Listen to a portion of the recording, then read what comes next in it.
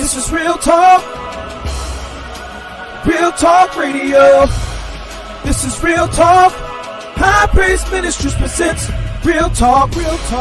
This is Real Talk Radio. This is Real Talk. High Praise Ministries presents Real Talk.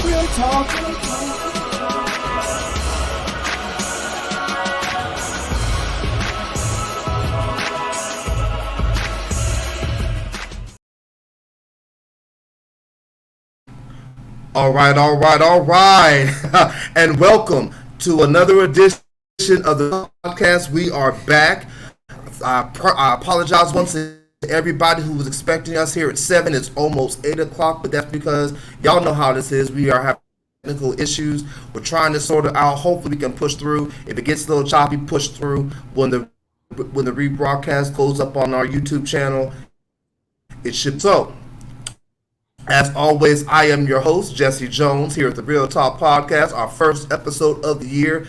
God, it's been so long, but we back. And, of course, I am here to my left with the wonderful, the always fired executive producer. She's been temporarily rehired. She's almost doing her job this year. She's starting off one episode. She's here for the first episode doing her job right. She is the lovely, the one and only Miss Philonda. Say hi to folks, ma'am. Hi, family. We in our new digs. Y'all got a little studio background here. That's unusual for us. We're trying to step it up a little bit. We once we get this settled, we'll be much better. But we're here, and so today we got two outstanding guests with us today. I mean, phenomenal people, phenomenal guests. We have, a matter of fact, because these are your folks, and you did such a good job for one executive producing, I'm going to go ahead and let you introduce them. Wow. So I'd like to introduce everyone to my friends, the Ellises. I'm sorry, let me go ahead in her official title, because we believe in I'll say now. Dr. Sarah Ellis. And Chris Ellis. Yay! I'm about to be so childish when I do this, but I don't know how many chances I'll be able to do this ever in life again. And what's up, Doc? I had to. One good time I had to. Thank you. All right, I get to be a first. I like it. So, for those, since this is our first time here, Chris have been friends for 20 years? 833 years. 20 years. Oh, wow. Yeah, We're both old. something like that. Way too long. We're both old. We're both old. Y'all are. And he got a wonderful, amazing Dr. I will be Dr. Sarah from here on out. Oh yeah, you all podcast long. You will be doctor. Now you will hear doctor more today than you probably have the entirety of the time you have been a doctor. Well, thank you. I appreciate it. So Thank you. I appreciate it. are we jumping right in? You can do the preamble if you want to, then we can jump right in. Okay. No, go ahead, and then I'll jump in. How am I going to do the preamble? It's your podcast. I know, but these are your folks.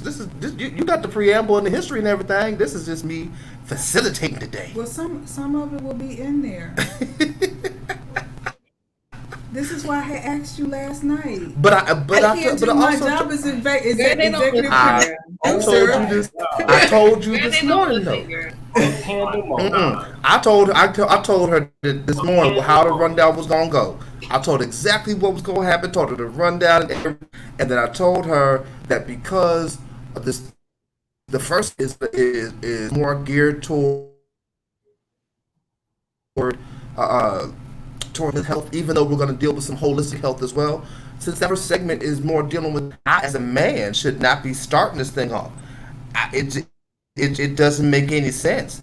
I don't have the plumbing to be able to have the right to have some of these conversations that I can expand it some and get into some of how some of this goes together, and can help us all. But overall, I'm a dude. Me and Chris, we gonna sit out for a little bit. We gonna have our chance to talk, but this is y'all for the moment. We gonna yeah. All right, so a little backstory. This first segment is health. So here's a little confessional time. We know that I am very unfiltered on here. Oh yeah, y'all don't. That's right. Y'all know how she's worse. I overshare. So here it is. I want to say maybe 6 months back, I had started having some uterine issues, and like I went out, and I don't know, we're here in Atlanta, and I figure it's got to be plenty of black doctors down here, because this is one of the black, like other than Africa, Atlanta. It's got to be plenty of black doctors here. And so I went around shopping, visiting, trying to find a doctor. And I did not know it was so difficult after a certain age to find a doctor who will listen to you.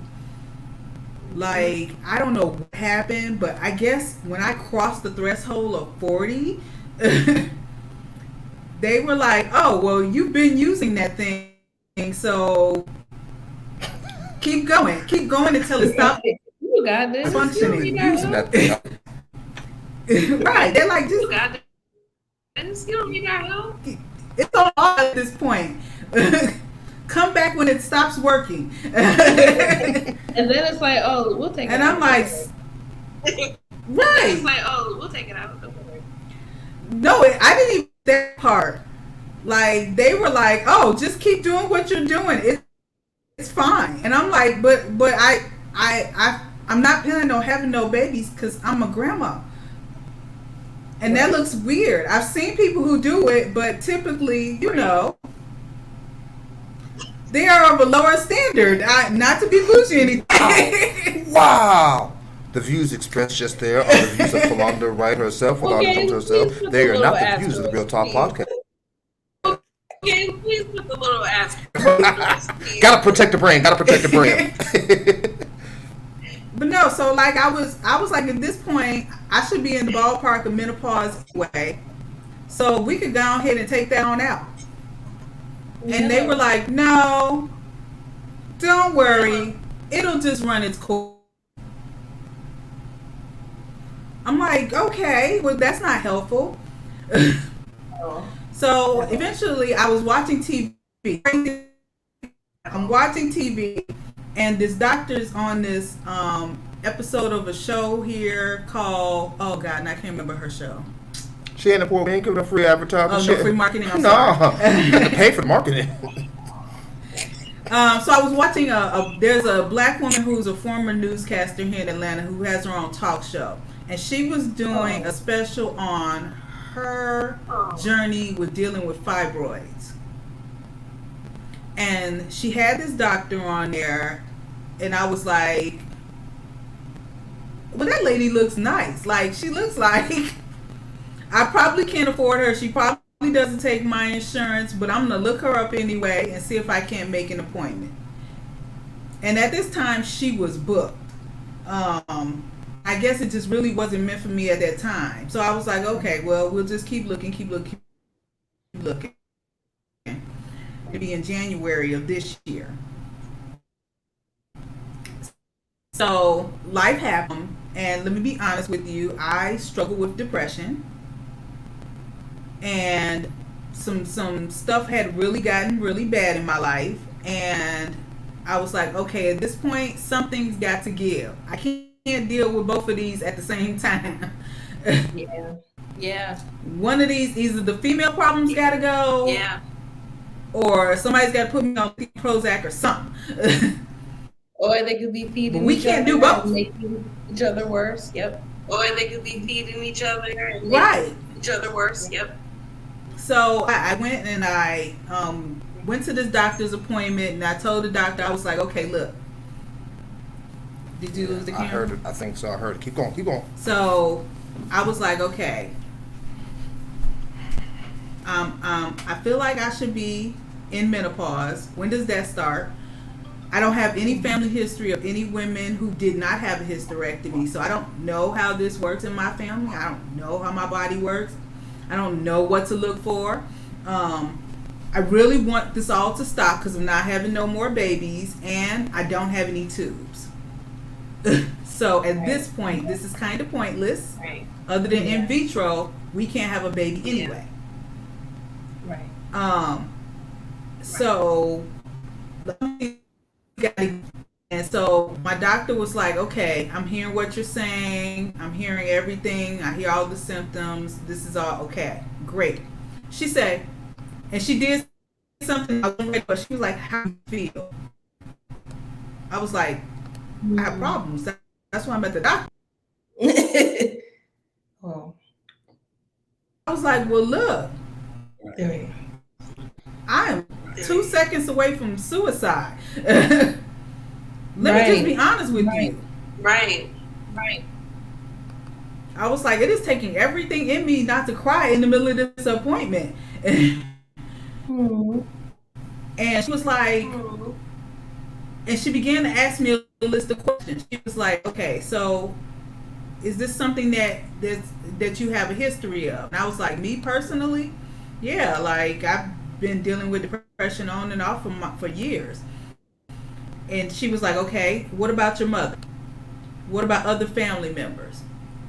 And then she just began at like your general family history. Everybody in my family over a certain age got diabetes. Right. Like these are just the things. And I just began to run down my family history, and she was like, okay, have you ever had a chrome test done? I was like, what? No. Do I have Down syndrome? Stupid question, I know. But this is the kind of stuff that goes on the doctor's office. And she was like, I'm thinking that's happening is that you have a... Keep going. Just keep talking. Okay. So, that you have a chromosome deficiency, and I want to test you for that. And I was like, okay, do whatever it takes. She was like, if it is what I suspected it is, then all of these symptoms are coming from the chromosome deficiency, and we can treat it with supplements. I was like, supplements? What do you mean? Doctors don't give supplements. Doctors give drugs. Right. Well, they catching on. Right. Well, they catching on. They are. And so she was like, we did the test, and sure enough, I have the condition. If anyone wants to ask, I will type it in the comments because I cannot pronounce it. It is a long word. Google it for yourself. But so yeah, I was diagnosed with that, and she started me on a supplement regimen to deal with all of the symptoms and my deficiencies. And when I tell you, like, this is some of the best I have ever felt in my life, and I don't know if it's the placebo effect or is the stuff really working, but I just find it amazing that we can have answers. So in the attempt to get answers for other people, I started like, is my mic muted? No, you're good. You're good. Okay. We can hear you. Okay, so I started looking for like more doctors who deal with holistic medicine. Because like if you look under my insurance provider, they don't come up. If you go to like the Anthem website, these kind of things don't come up. And they're not going to pay any of that. Right. And so again, I ran across Dr. Sarah's website. I took one look at the picture and was like, wait a minute. I know her. She looks familiar. Because one of the big patterns that's popping up now is functional medicine doctors, right? And these I'm sorry, are can you explain what that generally- is? Yes. So functional medicine Okay. doctors are generally MDs, and some naturopathic doctors call themselves functional medicine doctors. But it's essentially medical doctors, MDs, who desire to have a more integrative and holistic approach, but for obvious reasons are not going to go back to naturopathic medical school. And they want to learn ways to incorporate some of those practices and thought processes into their practice. So if you are an MD, you've already graduated from med school, gone through residency, fellowship, all of those things, and you want to incorporate functional medicine or holistic medicine, the Institute of Functional Medicine is a great place to start for people who are already kind of grounded into the usual medical model, right? Which is MDs and DOs. Their education is written by NDs, by naturopathic doctors. So you'll be learning from us, from naturopaths. If there's some med students out there or undergrad students who want to go to naturopathic medical school, who want to become a functional medicine provider, there are options. You absolutely can go to traditional medical school, and then there is a fellowship, an integrative medicine fellowship that you can apply for, a residency and a fellowship that you can apply for. Or you can go to naturopathic medical school, which would be my first option. My first option, if you want to really embrace this, you should go to naturopathic medical school. I will let you know, like from jump, the student loan debt is ridiculous, okay? You also have to understand that when you're becoming a naturopathic doctor, you are also becoming a medical entrepreneur, because there isn't necessarily a already made funnel or pipeline for us to go into. Typically, MD and DO graduates, they go into residency and a fellowship, and they set up at a teaching hospital or create their own private practice. And then they have insurance that helps make sure that they get paid, right?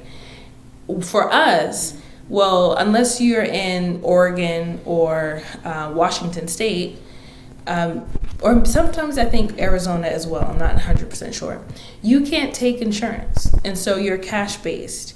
And so you're essentially going to be a medical entrepreneur, and you're going to have to convince folks to see you and pay out of pocket. Right. In some cases, they can apply for reimbursement through their insurance company, but that's hit or miss on whether or not that will go through.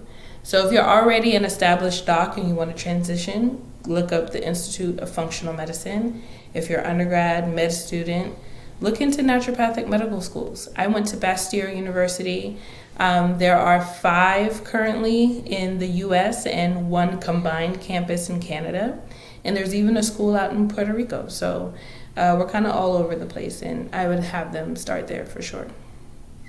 My biggest advice, especially for established docs and even some med students who originated in like allopathic, so MD and DO students, when you're transitioning into functional medicine, you have to change your mindset, okay? MDs and DOs, they're trained to see problems and like direct it to one specific thing. Like, okay, and they silo different organs. Like, okay, you have a stomach issue. There's no way that could involve your nervous system.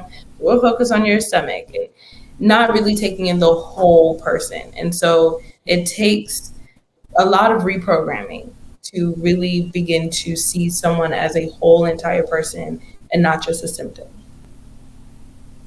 That makes a lot of sense, because I was wondering, how did my gynecologist be able to like assess that there was an issue with my partner? So yeah, having a different mindset.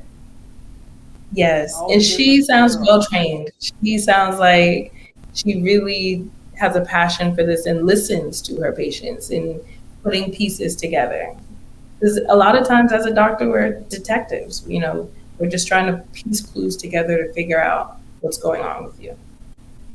And I have to admit, I am one of those problematic patients. Like they'll go into the doctor and be like, "And how are you doing today?" "I'm fine." And you Oh. hope everything is falling apart. I know. Yeah, no, Like, that doesn't benefit She anyone. is a habitual liar. And listen, think about it like this. You paying for your insurance, correct? You pay a premium every month. So when you go to your doctor, you go to your doctor to talk business. what are some things we could do as patients to be better, to help y'all help us? Very good question. Be honest. And I think that that's an issue with us as Black women because we wear so many different hats. We're responsible for so much that we don't want to inconvenience anyone. We don't want to put a pause on our show because if we don't do it, who else is going to do it? And sometimes we just feel like it's not that serious. You know, we're like, oh, everybody has a little ache or, no, that's actually an issue. You should talk to me about that. So be honest. Try not to carry any shame or stigma about whatever symptom that you're experiencing. And really, and I know this is difficult because some doctors, they see so many patients. So they're in and out, quick questions. You good? You all right? All right, I'll see you in a couple of months. But if you have a doctor that's willing to take some extra moments with you, really use that to talk about what's bothering you. Okay. Yeah, as we say, my part I can do better. I don't know if she's really actually trying to do better, I but am. we But gonna tell I the think truth. what helped was finding someone that I actually like for the first time was like the when we moved here from Columbia, white male general practitioner. Yeah. I kid you not. He would literally come in the room, and if my husband was present, he would talk to him the whole time, the patient. I'm sorry. Oh. What? Yes, he would That's talk wild. to him. He wouldn't even make contact with me. He'll come in the room and he'll literally be like, Like, how we doing? I'll begin to talk to him and he'll be like, my God, are you a, what are you doing? On a Yeah, regular. no. What? I was like, okay, clearly you are distracted by my husband. So I went to an appointment with Alvin. He was literally in and out in 5 minutes. I waited on him longer than he actually sat in the room with me. Stop it. That's horrible. I hate that. That's crazy. And even especially as a practitioner, I can't tell you how many times. Well, it's really only been once now. The last time I saw that doctor, I waited 45 minutes for my visit, my postpartum visit. It wasn't my OB. Mm-hmm. And then she just popped in, sat me in the room, and didn't see me for another 15 minutes. So I left Wow. because Wow. I don't have time for it to be wasting. Wow. No, that's like, and I guess that's why we get uncomfortable with, Yes. now I have to sit here and start all over again and explain my Yes. whole life history. And this person is sitting here and they may be judging me. Yeah. And it just, it causes a lack of communication. For sure. And you know, one of the So things here's that a I question I have. Hold on. oh, go ahead. No, go ahead. No, go ahead. One of the things that I learned is that we have a lot of power as a patient. I know that we are raised and just conditioned to see, yes, doctors, they've gone to school for many, many, many years, but it's always a doctor says this or you better do that. But you're the patient. When you go and start looking for new doctors, write down some questions that really matter to you. Do you care that they have an after hours number where if something happens, you can reach them? Do you care that the average wait time for an appointment is 30 minutes? You know, these are questions that you can ask your doctor, and you don't have to call and just ask for a first initial visit. You can call and ask for a quick 15-minute get to know you type of appointment. Or ask them if they offer that, so that you can ask questions and see, how many Black women do you normally see? I have a history of this condition. How many patients have you treated with X condition? And it's not in a sense of me that you're a good doctor, but these are the things that I need for a healthy doctor-patient relationship. And if you don't have them, that's fine. I'll just keep looking elsewhere. Yeah. This is information that's good for me today, because I've never thought about doing that. Yeah. Listen. This information is good for everybody. And here's the thing, and I'm gonna say this live on air, Sarah. On air, live. But anyway, I really think that something that I would love to see my wife do is create some type of booklet or consultation or something like that that deals with how regular people can deal with doctors and are supposed to deal with doctors and can advocate for themselves. Yeah. Because, you know, you say stuff like that and it's just like, I would have never even thought to do that. Who does that? Like, who makes appointments like that and be like, oh, do you offer this type of thing? Because you don't know that you don't know that you don't know that. Right. And you don't know that you even need something like that. Or, you know, honestly, as like a life coach, I know that, I know as a life coach, it's really a skill to talk to medical professionals. It is an actual skill. You should learn it. It's one of those things that you don't know what to ask. You don't know how, and plus doctors and medical professionals and scientists will explain all of these things in very specific language that's over your head. Yes. And you don't know how to ask, what does that mean? Mm-hmm. You might feel some shame about that, or you might feel like, well, if it was important, they would tell me. Right. And it feels like sometimes you go to the doctor and they'll say something and you feel like you're supposed to know that. Mm-hmm. Like you're supposed to know what that phrase means. Mm-hmm. Like you go to the doctor and be like, oh, damn, am I not adult enough? You just nod your head like, oh. Like, no, that's exactly what my face was looking like. And they're like, okay, sure. Sure. Yes. Those are no names. Yeah. But like, there was a time where there was a relative that was in a bad way and dying. Yeah. And basically, when I went to visit, it was one of those things where you're talking to a relative of mine and they're explaining to them what needs to happen next. And at this particular point, the next step of the process is that they need to go to hospice. They need hospice care. Now, what they ended up saying was the phrase palliative care. Yeah. And so I think that's the phrase.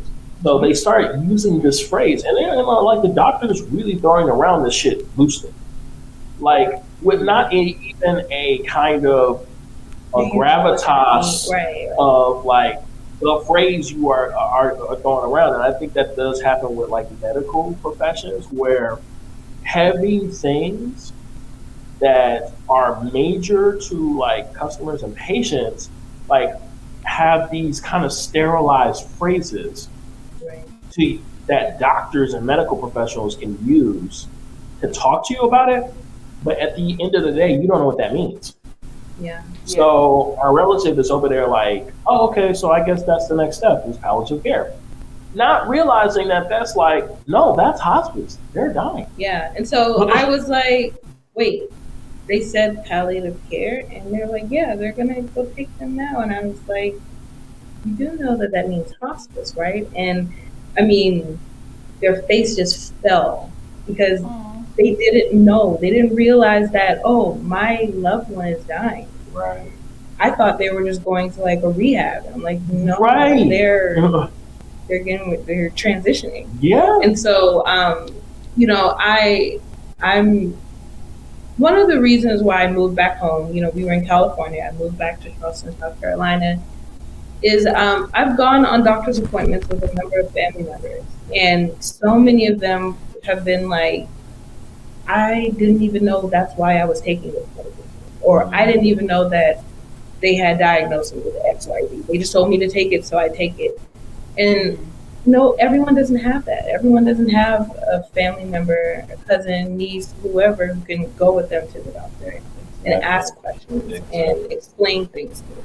You really don't. And it's so crazy because I learned this skill, but I don't know how this happened. I think it's because I was shadowing my own, like I had a life coach and I was shadowing him. So when you're shadowing that person, you have to be their personal assistant. If you go on an errand, you have to listen to the whole conversation. Even though you're not doing anything, like you have to listen to the whole conversation. So if your boss is sitting beside you, you have to take notes and know what's going on and blah, blah, blah, blah. Because if you ever have to go there by yourself, you go back and tell your guy, hey, this is what they said. You got to know all the details. Like you have to know all the details of what they said, when they said it, why they said it, why they think it's going to work like this, why blah, blah, blah. You have to answer all those questions. So in doing that, it ended up being kind of a medical skill. Because I remember when you were like pregnant and you were going through like the hyperemesis, or like not even that, like when you were like in the middle of like going to the doctor and we were about to have like I think or something like that, and they had to come and explain to us everything that was going to happen. Yeah, we were getting induced. Yeah. And we were getting induced. And they had to explain everything that was happening. And I remember that I had to like really remember, like really lock into the conversation and be like, okay, this is that, we're doing this for this reason.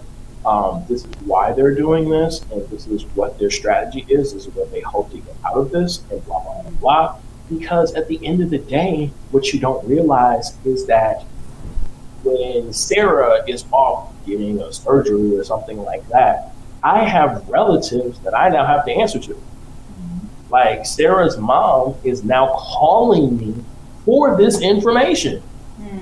And can you imagine you calling your son-in-law to be like, oh, how's my baby? How's my child and my grandchild? And your son-in-law's like, oh, well, let me do so. Bro, no, I'm coming right on down. Right. I'm on the next Exactly. plane. I'm there. I'm down the street. Don't Exactly. So you have to know, you have to, even as a layperson in your say you're going to the hospital with your spouse, say you're going to the hospital with your brother and stuff like that, it behooves you to also know how to analyze and have conversations with medical professionals, because now you have family to report back to.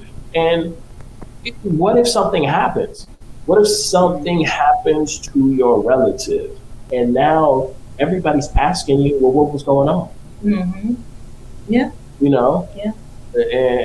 And I remember I had a student that I was just like, I'm sorry if I'm monopolizing it, but no, you're fine. No. But I had a student that I was like, yo, my man, if your family members go to the hospital, you need to go with them. And you need to stick with them. Like here's the deal. A lot of, especially, and I have to say this for a lot of men, as a guy, what happens here is that what we do is we tend to check out of things that don't seem to involve us. We say, oh, that's talk on that side, that ain't got shit to do. So I'm going to check out of that.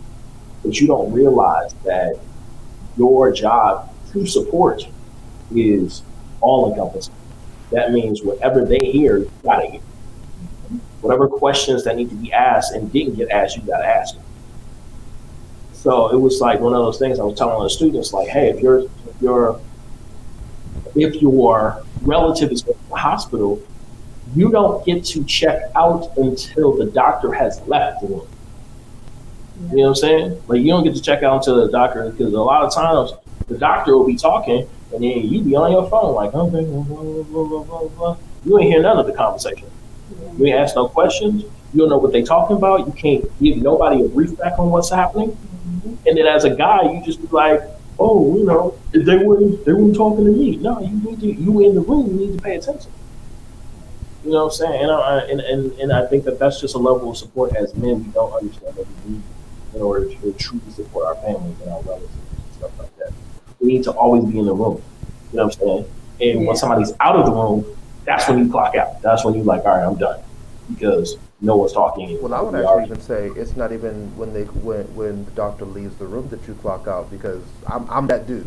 I'm asking the questions. I'm in the face of the doctor. No, you need to make this make sense to me. No, my wife is lying. She's been having pain a lot longer than that. Thank you for telling her truth. Oh yeah, because she will lie to her doctors continually. She will tell them just enough to give them. I'm the bad patient. I admit it. Just enough to give them so that she can get some kind of diagnosis, but not the full. Well, how long has your stomach been hurting? A couple of days. No, you've been complaining about your stomach hurt for 2 weeks. I've been fussing at you to go to the hospital for about a week and a half, and we finally now are here. No, doctor, it's so bad that this is going on, but then I'll make the doctor explain stuff to me so I understand it. Yes. And then when the doctor leaves the room, the reason I was saying that I don't think you can even check out once the doctor leaves the room, because once the doctor leaves the room, that now was the opportunity for me as a man to start checking in with my wife and saying, hey, okay, how do you feel about this? What are you thinking? What's going on? What's going through your head? While we're in the moment, because if you wait till you get to the car or wait till you get home, the mindset, at least of my wife, is, okay, I've already processed it. I'm trying to move on and deal with some other stuff. I don't feel like dealing with that right now. So while we're already in the moment, we have no choice. Let's go ahead and do this, because I'll call the doctor back in. She's been at the hospital, and nurses hate me, because what's not going to happen is you not talk to me and you not talk to my wife and you not treat her. Oh, no. We came here to get X done. You're going to do X. Oh, no, no, I didn't ask you what you think you need. I'm telling you what we want. We're paying you. So you need to do the thing. I get what you're saying. This is what's going on, but these are some other things we want to have done. And when she told me about her experience with her doctor and all the information that she gave her, I was floored, because it just didn't make sense to me that, especially because I'm a dude, most men don't really go to the hospital as is anyway. And when we do, especially as black men, most doctors are too afraid of us to not give us the full thing. They want to get us in and out so they never have to see us again. We may get short treatment, but we're going to get thorough. Right. Black women, that's not really the case, y'all. When she told me the stuff that was never done, never thought about, and even while she was talking, I was thinking about how many trips to doctors and hospitals and different things that we have been through in the 12 years we've been married, and nobody thought to do this. Not one person. No. She's had surgery, and not one person was like, hey, look at this while we're here. Nothing. It just baffled me. So I was like, this is information that's necessary, because people don't know what they don't know. And the vast majority of the people, much like Philonda, didn't know that these things could be connected. You don't know what you don't know. There's nobody to give you care resources. Then you won't know to ask. Because for me, I was thinking, okay, gynecologist, she's the under the hood doctor. And so the rest of the car, the rest of the car, I got to go take that to somebody else, to a body shop for them to look at. And then here she is reading me my whole life. And I'm like, and I was like, you ain't even, she hadn't even did an exam. Wow. All in a verbal conversation. And that honors the doctor-patient relationship. When you can get sufficient information just from holding space with your patient, asking them questions, being genuinely interested in how they're doing, you get so much more information. Yeah. And I holistically, here it is, I got to 100% agree with Chris. The only reason I went in there with a expectation of asking questions is literally because my daughter has me addicted to TikTok, and I had saw people start posting these videos about what they're not going to gatekeep and tests you should ask your doctor for at certain ages. And I was like, what? So I'm there watching the video, pausing the screenshot, and so I'm going to the doctor like, okay, I don't know if it's okay, but can you check my iron? Can you do this test? Can you test my thyroid? And she was like, sure, we'll do all of that. I was playing. I was like, okay, because I heard I'm supposed to ask for these things. I love that. So many of us who don't know, we will go and buy a car and ask how many miles does it get to the gallon? What is the tires like? What is the engine like? All of these features, but we will go to the doctor and have no clue what we need to be looking for. None. But we've also been taught and trained that though. Yeah. Like for car commercials in cars, we're always taught when you go to the doctor, these things, or when you go to look at a car, these are what you need to look at. And when you get the car, see when you do the test drive, you can take it to a mechanic and have them look at it and make sure you know your lemon laws. And car commercials when we were growing up actually used to tell you about the car, not just the car driving around looking pretty. And so we grew up thinking that no one ever tells you what to talk about with the doctor. Our job is, okay, tell them what's wrong, and then when the doctor tells you what to do, you just do it. Mm-hmm. Like they say that health is wealth, but your health can only be wealth when you recognize that knowledge still is power. Yeah, absolutely. And we've been taught to believe that whole philosophy that doctors are experts, which is not like that's false. But what people don't realize is that expertise still requires communication. So yes, you as a person who is an expert, I don't know what I need to know until you tell me that. So if you think of something that's not really that, this is trivial. This is trivial information. Yeah. And you hold that in, you don't realize that I'm making connections based on that trivial thing you just said. Mm-hmm. So as people who are going to a doctor, even dealing with an expert, we don't realize the language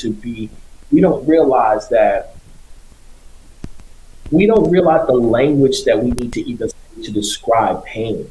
Like we don't even realize that we need to say burning instead of stinging, or aching instead of blah blah, or itchy instead of, you know what I'm saying? Yeah. Or like, you know what I'm saying? And it's just those little phrases that we use that can like send a medical professional or any professional that can make a clear distinction between like, oh, I was thinking it was just this, but you said stinging. Yeah. And that put me down this path. Yeah. So, and I really would have to say that the biggest villain in all of our issue with our, medical system is the insurance companies. Oh, I don't know one single doctor who doesn't want to spend more than 15 minutes with their patient. But if they bill insurance, they're only going to pay you. If you go over that, they're not going to pay you to see them for 30 minutes. They're only going to pay you for 15. So sure, you can sit there and talk for 30 minutes, but you only get 15 minutes worth of pay. And, that doesn't provide enough of a return on investment for your doctor. Your doctor still has to run their practice. They still have to do all these things. And it's almost like their hands are tied by our medical system and private paying insurance. Okay, so with that said, the doctor that we used to go to that was the pediatrician, they had a different system. It was like a membership-based thing. Right. So she would still bill insurance for like vaccinations, regular child visits, but she had a membership. And so we would pay a flat amount per year, and then that would cover X amount of visits per month. And she actually would spend so much time with us, talking about our kids, talking about, you know, diet and nutrition things. And but she had to have special training outside of medical school to educate her on nutrition and supplements, because your medical doctor does not learn that in medical school. They have to get outside training for that. But she also was able to practice how she wanted to practice, because she was able to make her own rules. Right. And I would suggest that, like, anybody who's listening to this, understand, like, the structures of the medical facilities that you are going to, because you don't, like, sometimes, like, when I heard about it, I didn't even realize that was a thing. Like, there was like there's a membership kind of doctor that you can go to, where you can just kind of pay a flat fee, and it works completely different. And like Sarah said, it was the difference between going to just a normal doctor versus going to that pediatrician was night and day.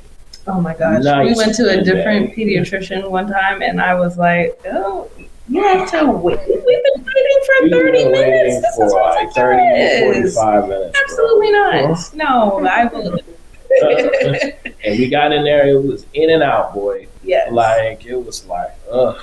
Like, and going to that particular place, it was like a breath of fresh air, because they do sit and they talk with you, and you go over, you really get to know your patient. It feels like the doctors in the olden days. It feels like when they used to do home visits and come, exactly. It feels very much like, oh yeah, you know your doctor knows you, they know what's going on with you in your life and stuff like that. It was a completely different experience. Yeah. So I don't know, and maybe Sarah might know more about this. Like, I don't know how you can, like, do that kind of research, but, like, the way that their pricing structure for that medical facility is extremely important for knowing the type of service that you're going to get. Because if you go to a regular hospital, it's long waits in and out, and that's what you're going to do.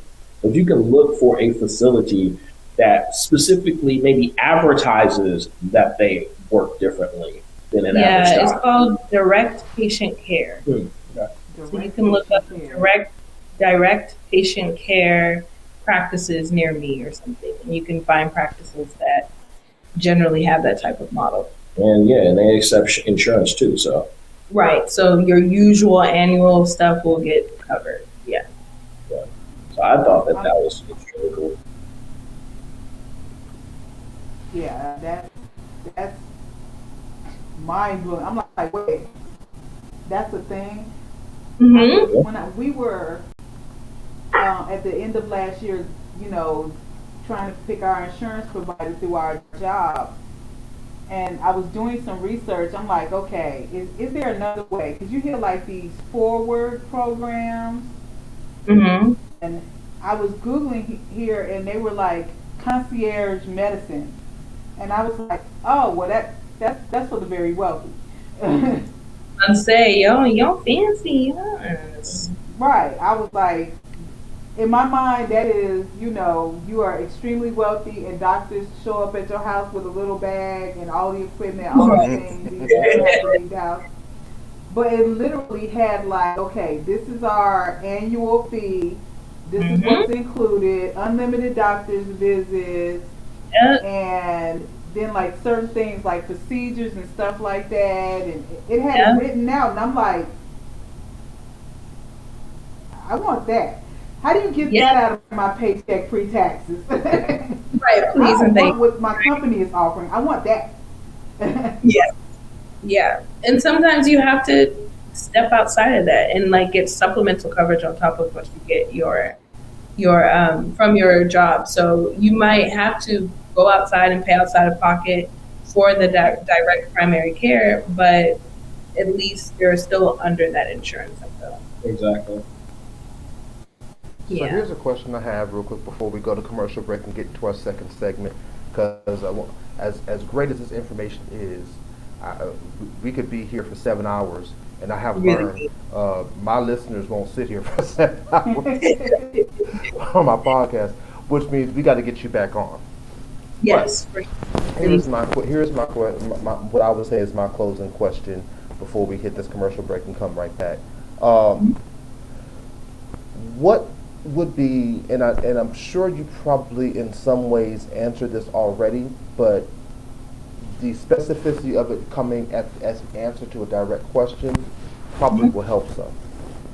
What would be the top 3 things, most important things you would say to any person that is getting ready to go see a doctor about an issue? What are the top 3 things either they need to know or need to do when going to see this doctor? Number 1, prepare. Oftentimes we put an appointment in between a work day, at the end of a work day, and we don't take a time to sit and say, okay, what is really bothering me? Let me sit, get grounded for a minute. Where is my pain? What does it really feel like? When does it happen? How often does it happen? Really just sit down and prepare so that you can write notes. Also, write notes. Write down what you want to tell your doctor. For me and many women, I track my cycle on an app.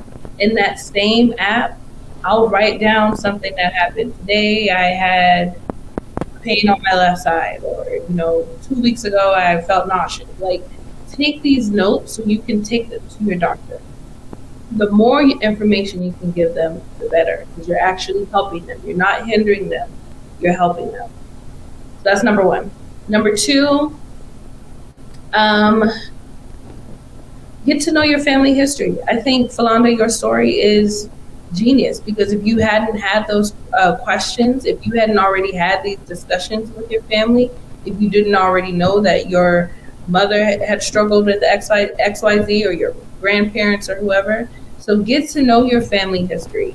Ask why Big Daddy passed. Ask why, grandmama is struggling with XYZ. So get more information about that. That's number 2. And then number 3, know that you have power as a patient. You do not have to accept poor treatment.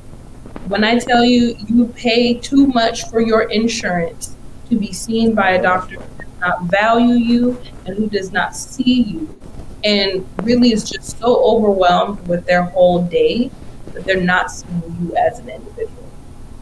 You have power as a patient, absolutely. So, yeah. Number 1, prepare. Number 2, know your family history. And number 3, honor and really carry your power as your patient.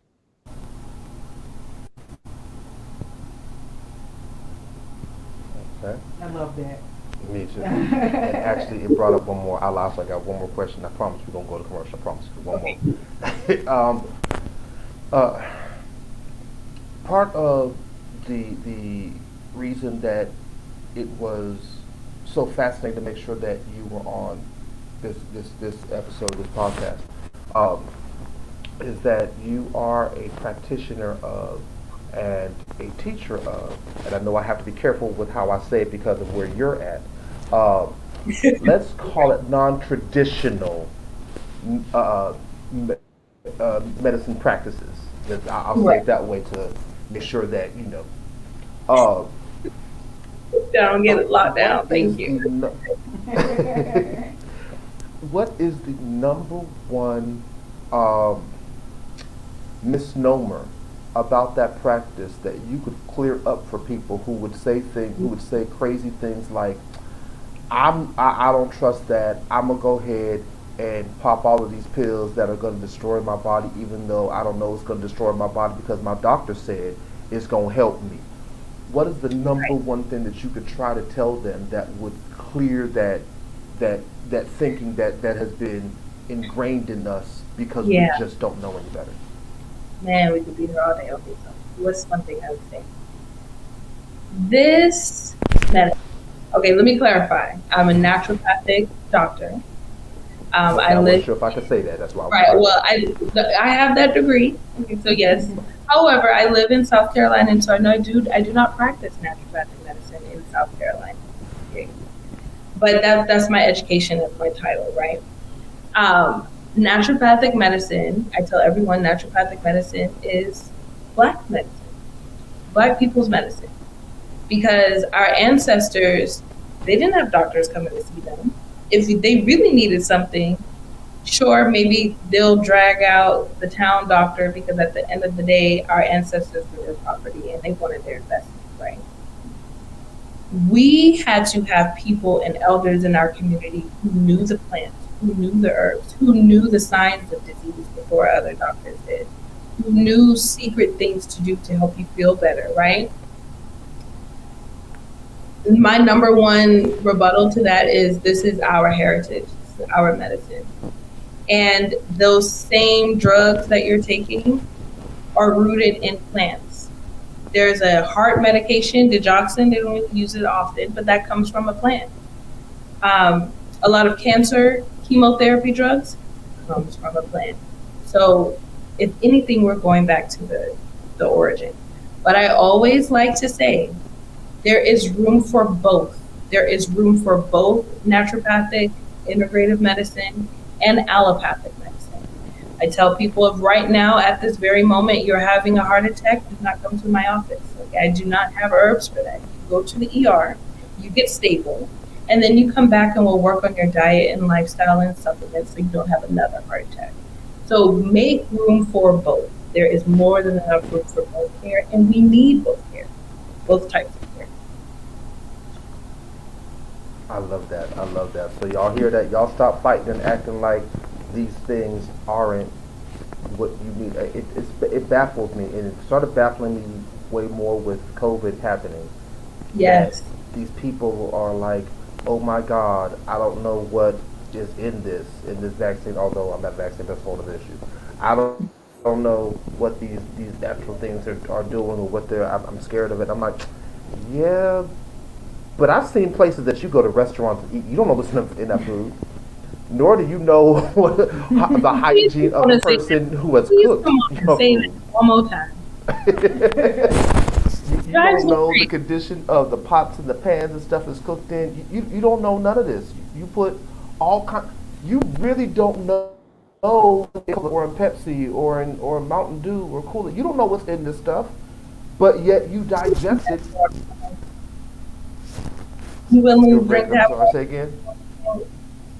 I was saying, I'm just talking trash. I'm like, you drink tap water, friend. Like, if you trust your city water, come on. If you're in our age bracket, you used to drink water from a hose in the backyard that stayed out there 365, and yet you are scared of natural. You was drinking rust. You really were. And bacteria.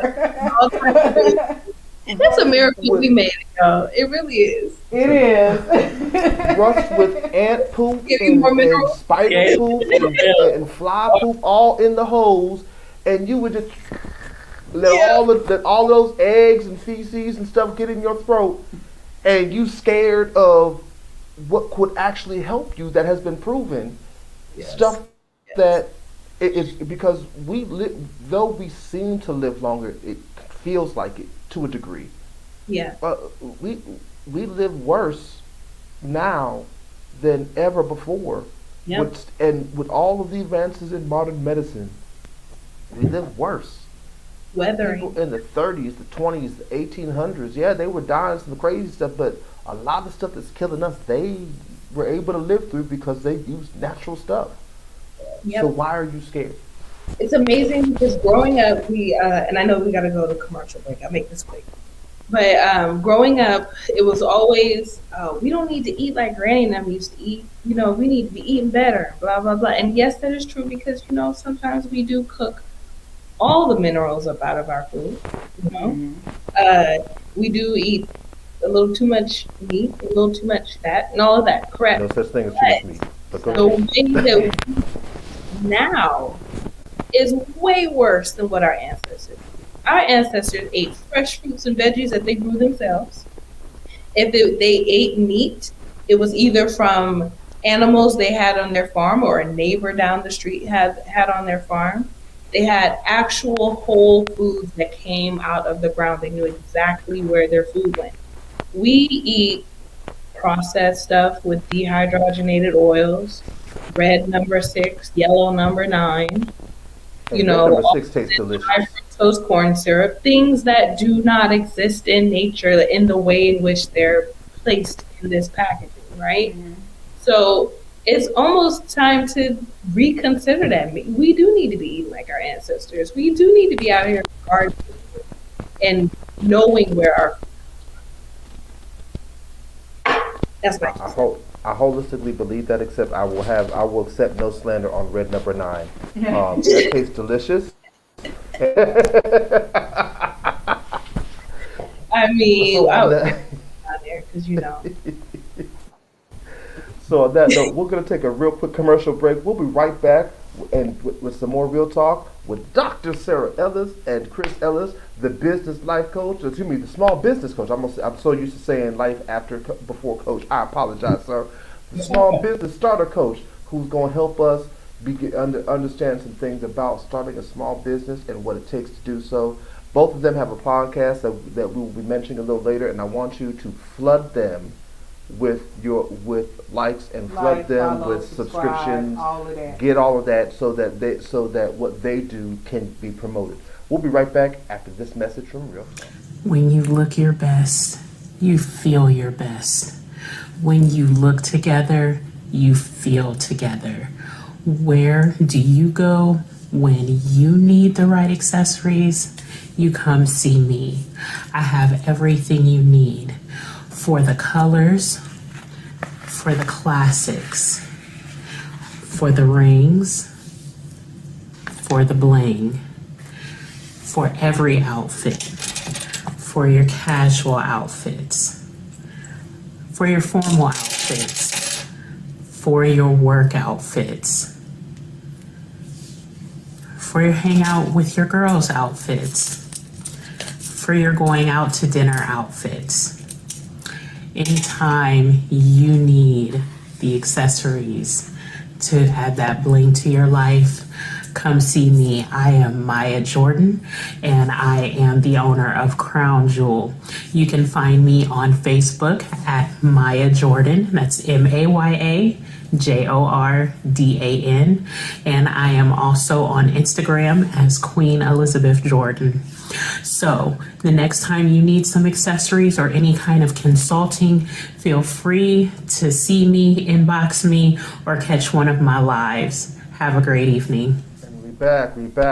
Shout out to Miss Maya, one of our normal co-hosts, who is phenomenal at what she does, except for the fact that now her husband, Pastor Jay Jordan, has taken over her paparazzi selling. And oh Jesus, for y'all who know Jay Jordan, y'all know that dude is off the chain. Y'all, if you just seen him this past Tuesday, this dude decided to so she sells paparazzi and she does it on Facebook Live, and there's a whole show. So the last 2 weeks he's decided to help her because he's got a greater reach. So he's been selling it on his page for her during her normal time. This past Tuesday, this dude decided he was going to wear a pink wig with a blue feather boa and old school kind of Oakley double shaded glasses just to sell them. And it was the funniest thing I've ever seen in my life. And he was dead serious. It is crazy. So shouts out to my, I try to promote our peoples and make sure that we can give them a blast and help them get some things up. By the way, since I'm here, if y'all can send me a video commercial, each one of y'all, so I can put y'all in a rotation for my commercial, the Real Talk podcast. Anyhow, we're back in. Listen, can I tell you I'm about to step up my podcast game? Okay, you have inspired me, friends. I appreciate it. I'm trying. I got a lot more work to do, but if I could inspire just a little bit, I appreciate it. I'm glad to see it. I'm here for it. And we're back with we have spent the last hour speaking with Dr. Sarah Ellis, and now we're going to speak to her phenomenal, statuesque, powerful, awesome, all she's squeezing. Hold on now. This is a PG-13 visual show. I keep advocating for the Real Talk After Audio, Dark segment. listen. Audio, you can say whatever you want, but video, she would have talked about house touches. That's one thing, but she was showing it, and if you show it, we don't have Real the capability to Talk do After that. Real Talk does not have an OnlyFans page yet. I'm just saying, it's a thing. You can make it a thing. So we want to talk to the one only small business starter coach. What? Give me the title that you fully use, Chris, because I want to call you like 16 different things, but I want to get it right. I'm a business startup coach. I introduce myself as Chris Ellis, your friendly neighborhood business coach. Should I go further, or is Yeah. All right. So I am a business startup coach. My name is Chris Ellis, your friendly neighborhood business coach. What I do specifically is I show everyday people exactly how it is very, very possible for you to turn your talents, your passion, your ideas into a very real income really fast. And you can do it in literally a 3-step process I call the chat to convert method, which I'll talk more about if necessary. But also I am the host of the podcast Boss Talk with Chris Ellis. So you can catch me out here in these internet streets, these podcasting streets. So you know what I'm saying? So I am a business startup coach. I am a podcaster. And just in general, I'm just a helpful person. I am technically a life coach. If you get business advice from me, you're going to get a whole hell of a lot more than business advice because it's all connected in my mind. So it's just like, hey, man, I want to learn how to make money. All right, well, you need to check your mindset. You know, like, it's like that. But it's all connected, you know. A lot of the things that I do specifically, especially in regards to helping people follow their dreams, is really dealing with their self-esteem and really dealing with them being afraid of putting themselves out there for real and rejection. So surprisingly, a lot of my business advice isn't even really businessy. It's very life coachy anyway. So that's just the irony of it all. That's your gift. Yeah. Well, that should answer your question. So refer to me. You froze. It was a long pause. That's what you get for trying to be smart. I'm gonna go head on out. Y'all was good. I'll holler at y'all. I'm on out. You play too much. No. But you can refer to me as a business startup. So how did you get started doing this? Oh my God, that's crazy. Because I have my whole bio on my website, like pulled up, because I feel like the story is it's deep. I feel like it's inspiring. I feel like it's very candid. And Philonda, you don't know about it. So we had like an hour long. Yeah. We had like an hour long, 2-hour conversation kind of recently, like a week or two ago. And I caught you up on all the details of my life, but not really. Because apparently I didn't tell this story. So like I said, I am a life coach. But before my passion was life coaching, my own life was in absolute shambles. Right around the time that I guess Philonda left for Chicago, things started getting really dark for me. I was in a bad way, and by the time I was 25, like my life was in shambles for real. Like I was a college dropout. I was living at the YMCA apartment that was roughly the size of the room that we're in right now in this house. I was sitting on a broken mattress, and I was just seriously contemplating suicide. Like it was that dark for me. Like I remember that my entire, like my apartment room, whatever, was infested with like bed bugs. And it was just one of those things where it was just like a normal high self-esteem person would not deal with it. But for me, it was just like, you know, and then, there's blood. It was like that. So my life was down in a very, very major way. And when your life is down in a very major way, you kind of wallow in pity and you start stacking up all the ways in which your life sucks. And I guess maybe you're just psychologically ramping yourself up to do something crazy. But I remember I was just taking inventory. You know, I'm a product of 2 divorces. I ran away from home when I was 16. I was emotionally, physically, I was sexually abused. I was homeless from on and off for like 13 years. So from the ages of 13 on to 26, I've been having some issue with being homeless. And it felt like, and I wrote this, it felt like I had lived 1,000 terrible lifetimes. And I really just wanted to end it. And it was no way to really describe it. I heard a voice. And it was really like, are you as powerless as you feel? Are you truly as powerless as you feel? And it was a deep question for me because I had always kind of just like, the answer was no, I wasn't. I was an accomplished artist. I had graduated as a double major from the School of Creative and Performing Arts. I had been an honor roll student my entire life. I was a very capable person.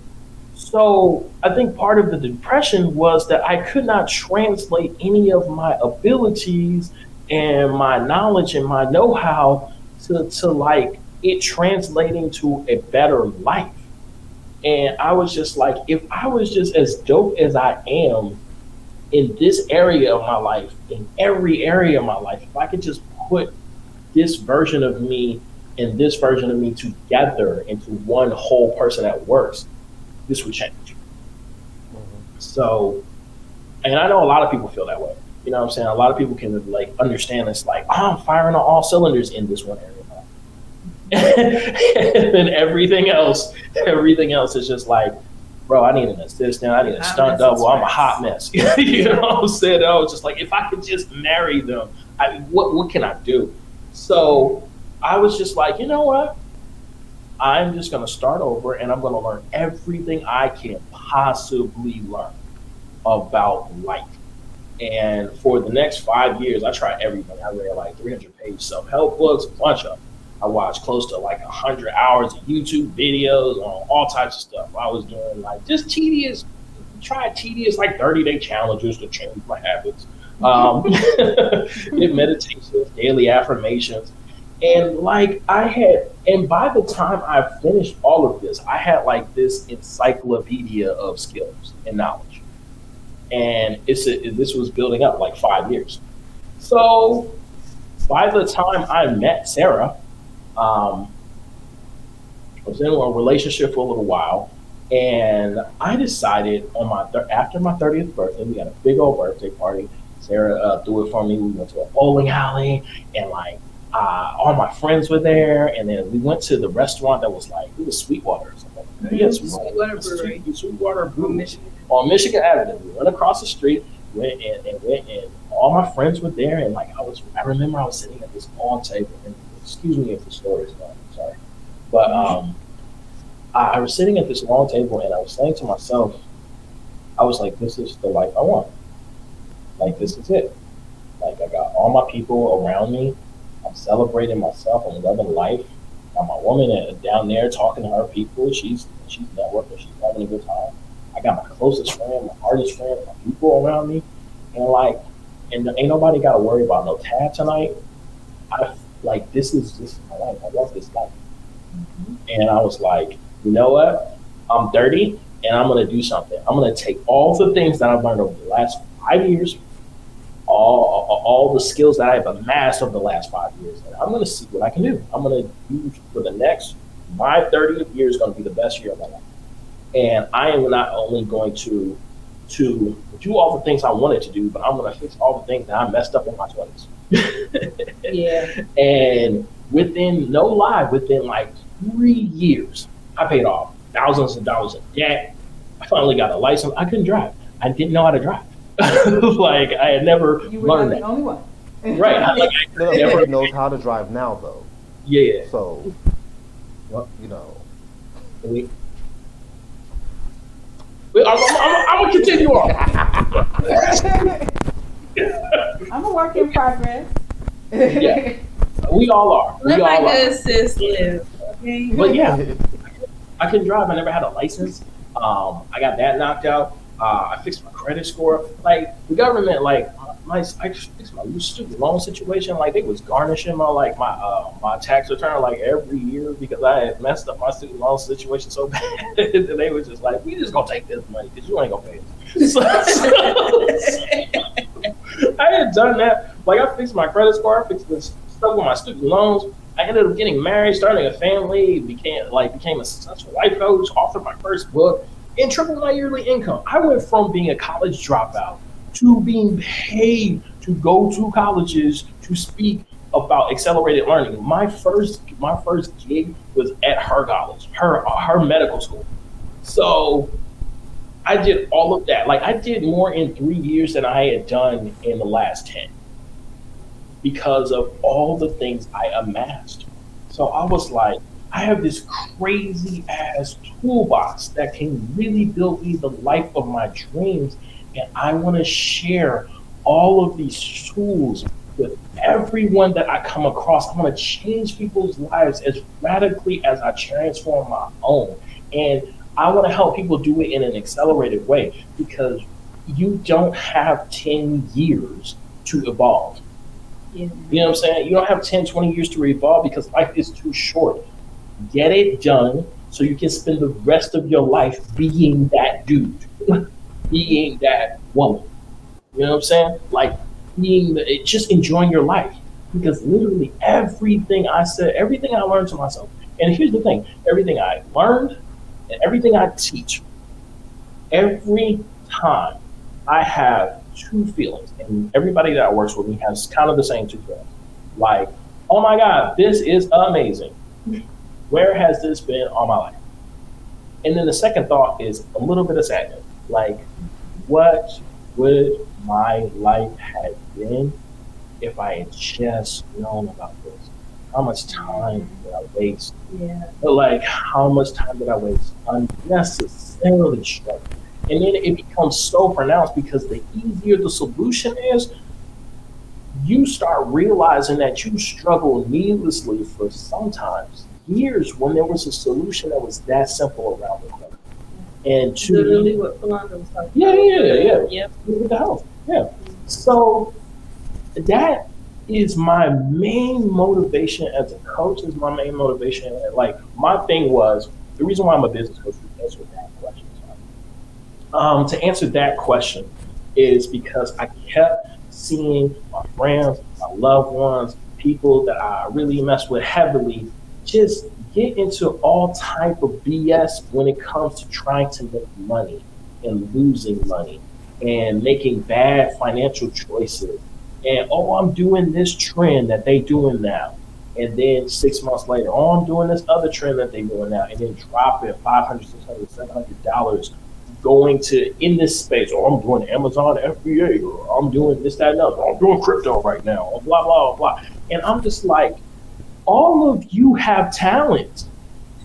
Y'all have real ideas. You're not just floating around in the world. Like God called you to do something for real, and you're not even using your own gift. You over there trying to do something else because hopefully that'll be easy because there's a roadmap and this guy knows the roadmap and they'll sell it to you for $5.99. And if you get this and you just follow this, then you can be that successful. And it's like, bro, you would have had an easier time just putting one foot in front of the other and going down your path. And I was like, you know what? I like hesitant. Like, it's funny that when I met Jesse and he was talking about almost this reluctance of like getting into the ministry. Mm-hmm. Like I never I'm never going to get into the ministry. Like, I felt that way about being a business coach.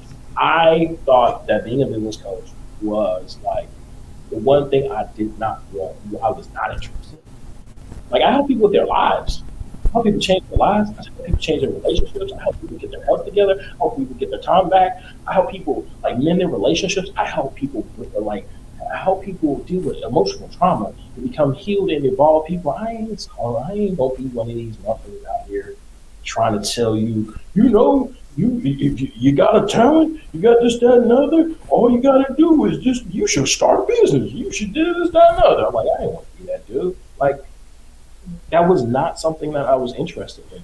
But I kept seeing it in the world. I was like, bro, there is information that the public does not know about starting businesses that actual business people know and don't tell you.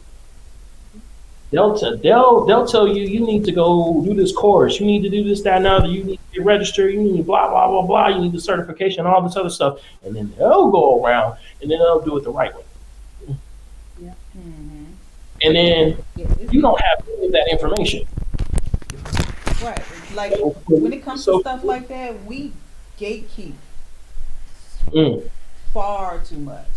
Yeah, and that's what it was. And thank you for saying that. That was my motivation. That, to answer your question, that was it.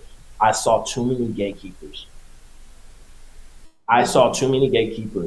And the one defining thing that was like the one thing that convinced me to go and finally be a business coach and just say it. I'm a business coach and I'm going to help you create a business. And, you got to know something about me.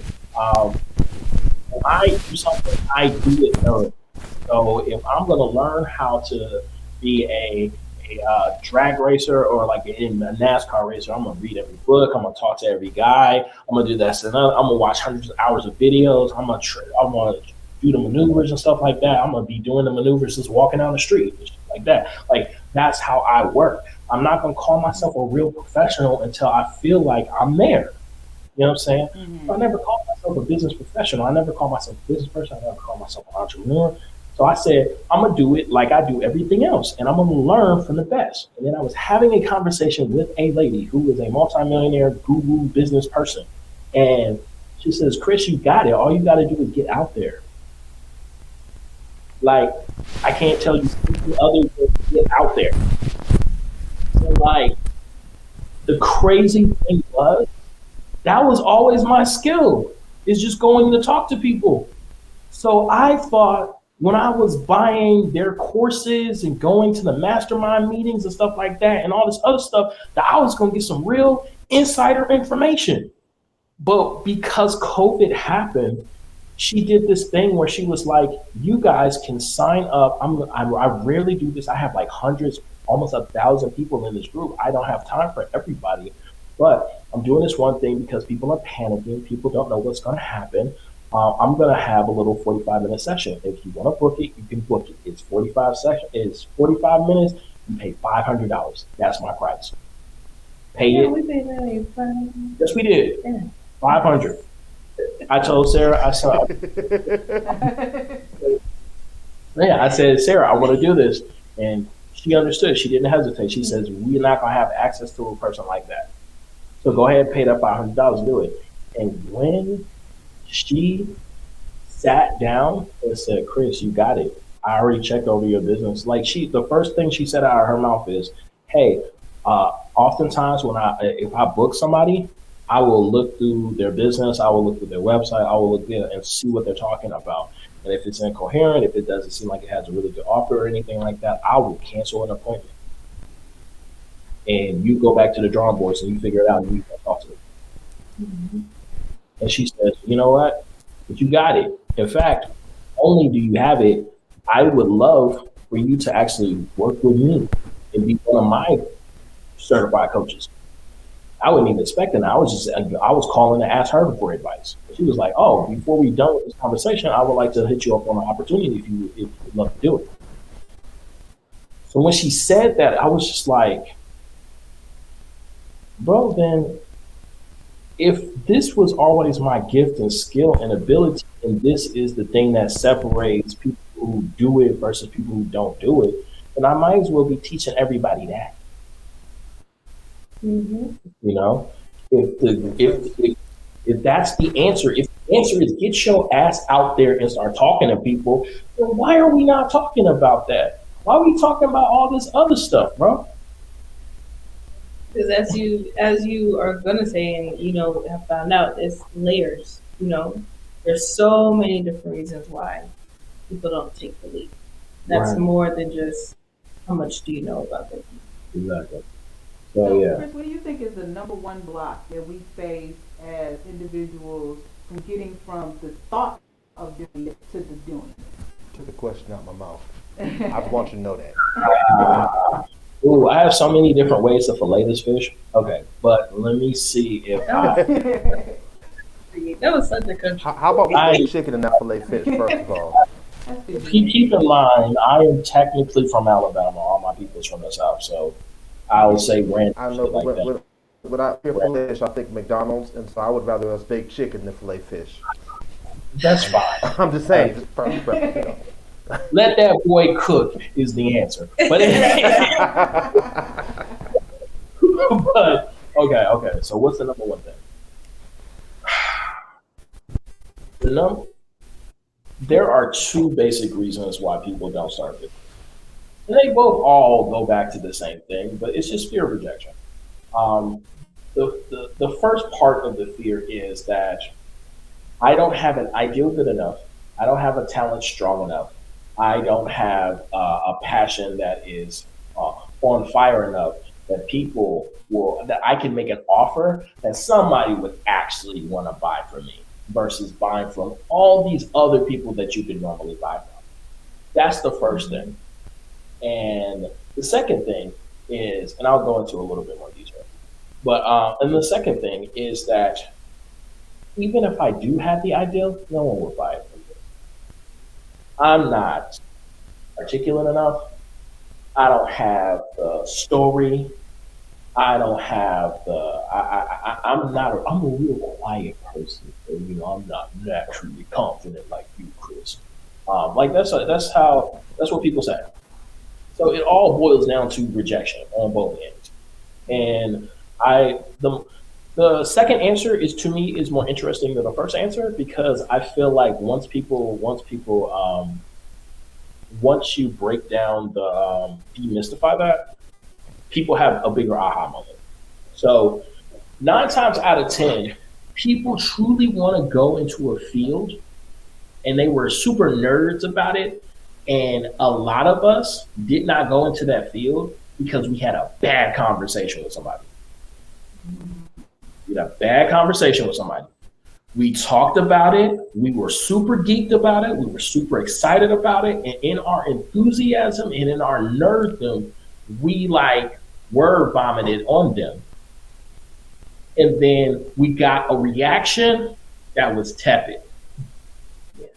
So we'll say some really exciting stuff that for us is extremely interesting, and people will be like, oh, okay, cool. Yeah.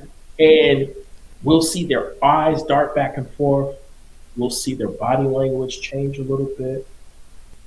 And that tells us right there that you should never speak on that no more ever. And that's normally what happens. But the fire still be burning. Mm-hmm. You think about it every day. You want to do it all the time. You wish you could do a podcast on it, a YouTube video. If you could be in that field, you would just be in that field. But no one would ever buy it from you, because every time you talk about that subject, people shut down. And you took it personally. And I'll tell this to people. A lot of times, it's not that you were boring. It's not that science is boring. And I say this to Sarah, it's not that science is boring. It's not that medicine is boring. It's not that any field is boring. It's that you have to understand that you are 10 years into being a fan of something that people know nothing about. Yeah. So when you start a conversation from a 10-year perspective to somebody that absolutely knows nothing about something, they can't follow it like you can follow it. You know what I'm saying? I ain't never seen the Harry Potter movies. If you start talking about Harry Potter movies and start going into the books and the movies and its history and stuff, I'm going to nod. I'm going to be like, But I don't know nothing about Harry Potter movies. I cannot get into it. I don't know. But if somebody were to like say, man, have you not seen Harry Potter? Okay, so here I'm gonna set up the premise for you. This is this. If you did that, I would be all in. I'd be like, oh my God, that sounds amazing. Well, what else about, okay, so he has a scar on his head. So you saying that the scar is actually the blah, blah, blah, blah. Yeah. And we don't realize that a conversation is as simple as changing the perspective and understanding that you're speaking to babies about something complicated. So if you make it simple, you can create excitement on the other side. And once you see that excitement on the other side of the conversation, you're hooked. You're like, I can do this for real. It's like Andy and the blueberries. Yeah. My business coach, he'd say, okay, if someone asks you, why are blueberries good for you? What do you say? And, you know, all of us who are naturopathic doctors are like, it has antioxidants and it has fiber and all these amazing things. And he's like, no, blueberries make you poop. Keep it simple. Keep it simple. Don't get lost in the weeds of everything and draw excitement and interest. Right. Yeah. I see a Here's question. that came across. Yeah, I was going to pop it up for you. Thank you. I'll read it. So it's coming from one of our faithful listeners, Janelle. She asked, what if any tips or advice do you have with how to maneuver the business in different directions and how to increase prices without startling former clients? Okay, so there's two levels to this, but let's talk about the pricing thing. It depends on what kind of business that you have. If you have like a membership-based business, what you can do is you can increase the price for new clients and keep the price the same for old clients. I know for me, for consultation purposes, there are clients that like, they get like the family rate. So they get the family rate, they always got the family rate, and they gonna continue to get the family rate no matter how big I get. You know what I'm saying? It don't matter. So, but they're the only people that know about it. So is that. So if it is at all possible, and you can kind of silo those people off and be like, all right, I'm not going to increase the prices on y'all, but everybody else coming in, the price is now blah, blah, blah, blah, blah. Feel free to do that. I feel like that's the best method. But if you must increase prices on people, know that here's the deal. And I heard this once before, and I think that this is also true. Increasing prices can also be good because it separates the people who are not serious about you versus the people who are serious about you. So sometimes, ironically speaking, sometimes you do want to startle people because it's one of those things where they know that they have to say to themselves, what is the value of me doing business with you? Like weeding out. Yeah, you weed out customers because a lot of times your prices are sometimes the thing that's holding you back. And I've learned that in my own business. I've seen people that struggle with paying me $200. And I'll have another person that I'll charge $700. And they'll pay the guy who pays $700 pay it just like that. No problem. And it's like, I want more $700 people to throw down money on it because one, I'm not gonna get no headache from those people and they're ready to work. So when you increase prices, a lot of times you increase the level of seriousness of other people.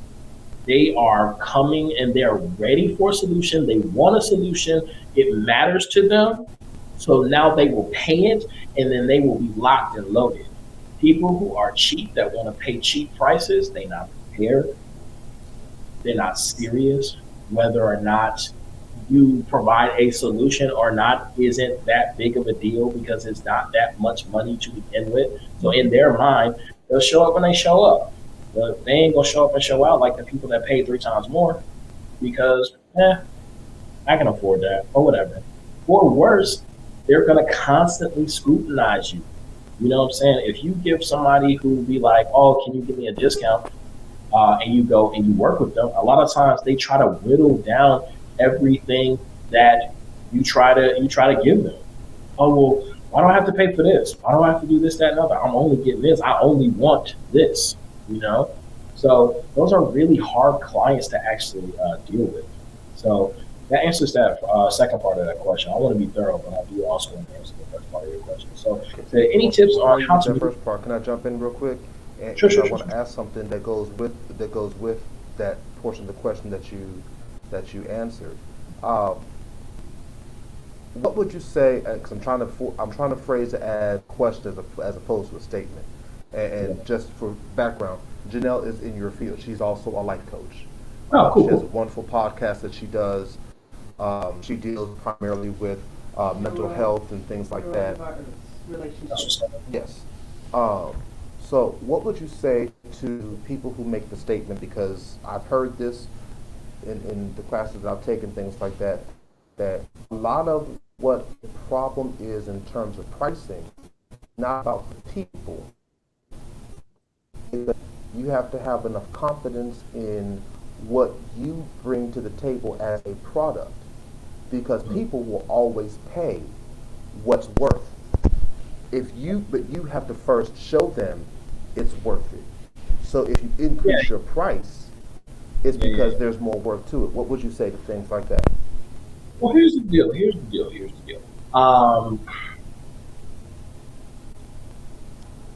I'll say this. A lot of times people don't understand the value of the extra thing that they get in the background. So, for instance, if you have somebody that is working on a problem for you, and you charge them, and you're paying them $25 an hour, $25 an hour for the problem that you're talking about is not enough for them to live on, right? So what do they have to do? They have to go get more clients.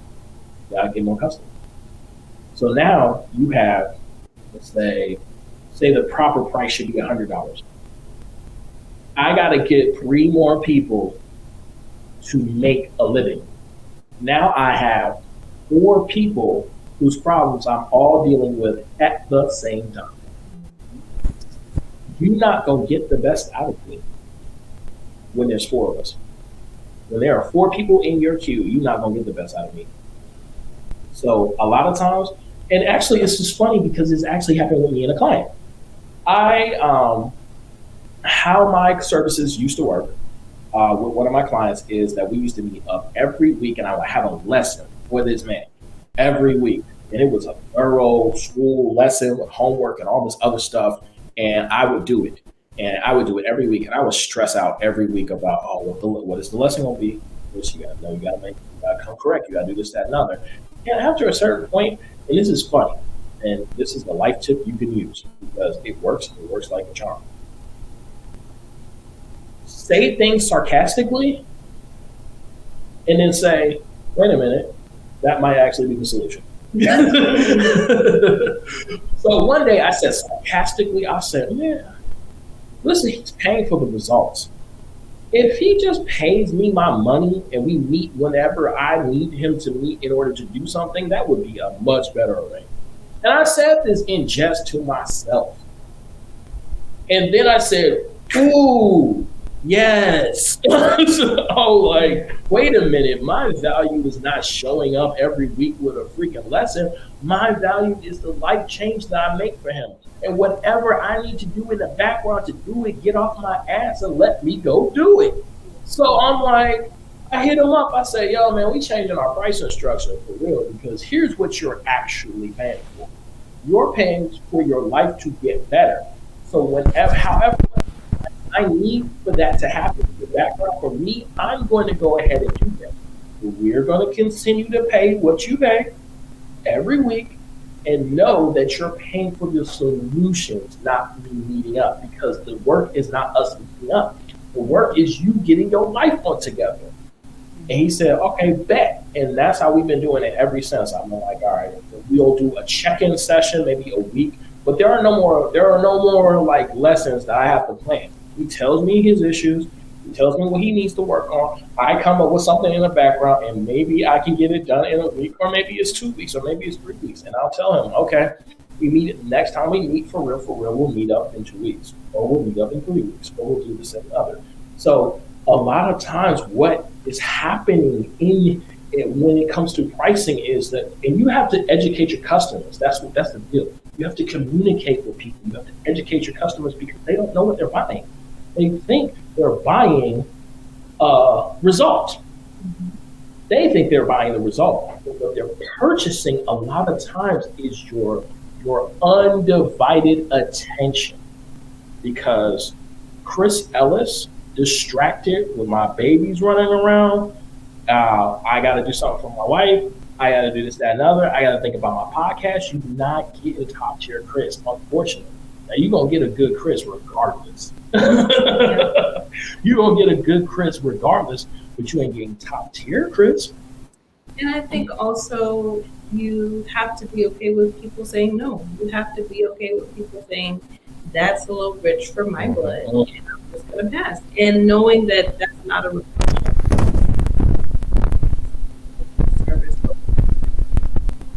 The exact same time with that, yes. Oh, but to add and piggyback on that, you really have to know what you're truly selling. You have to know what you're working with. And somebody said something during a kind of a sales call or something like that. He was doing kind of a sales demonstration. And he said, lady, you do hair and makeup, right? I'm going to charge you this amount of money. And if they say that's expensive, then let's put it like this. You're going to, what do you need the hair and makeup for? Well, I'm going to a wedding this week. Is your ex really there? Yes. How much is it worth to you for you to look the best in your life in front of your ex in front of this wedding? Right. Now she's like, oh. Oh. Now, okay. Some coins to break when you put it like that, Look, yeah. Me being a professional stylist, I'm like, look, what is the end result we trying to get? Because I charge by the hour. You don't want to keep having unnecessary meetings with me. What is our end result? If you paying me to style you to dress for your ex's wedding, then let me know what is the goal. Are we trying to make him regret? I got you. Say that. We'll do a sizing, a fitting, and you good to go. You can understand. You can increasing your prices is not that hard once you know what your true value is. Truly, like I'll tell people this. For me to walk through the program that I walk you through in order to create your business, it's about 400, something like that altogether. And we work together for roughly 3 months.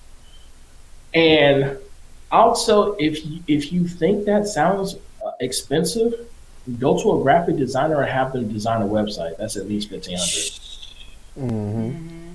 That's on the low end. That's the low end, bro. Go to a graphic designer. I used to be one. Go to a graphic designer and tell you to do a logo. Yeah. That's gonna run you another $500, $1,000. Go over here to this copywriter. Ask them to write some copy for you for the website, because the website don't even include all that. That's just the design. Write the copy for you and the SEO and stuff like that. How much that's gonna cost you? That's an extra $200. That's the extra $2,500. If you were to get all of these things that you need to do in order to form a business, it would cost you at least double that, if not triple. And guess what? You wouldn't even still be able to get customers because you don't know how to sell your goddamn product. That's what it is. You don't even know how to sell your product. So you'll spend all of this money when the goal is for you to get customers. And you'll do all of that, and then you'll be like, now how do I get customers? So when you ask me what you're buying for $3,100, you're buying a real business. You're buying a business that you can actually tell people about your service, have something to offer, and then you actually make sales. And you're not going to get none of that for cheaper than $3,100. I promise you, you're not getting that. So I'll probably be like, yeah, my service is $3,400 because I know that if you went with all these other guys, you would take triple that just to be like, all right, my business is formed. Yeah. Not even functioning. Well, Man, so I hope I hope you took notes. And if not, I promise you go back and rewatch all of that. I can tell you from this perspective of it, because my degree is in business management, entrepreneurship, and sales, right? All of the things that Chris is saying, and this isn't just for Janelle, because I know she knows a lot of this because she started working her business, but for those who are listening and those who are going to hear, everything he is saying is absolutely factual. Reality of it is the price is actually going up and what you're getting is going down.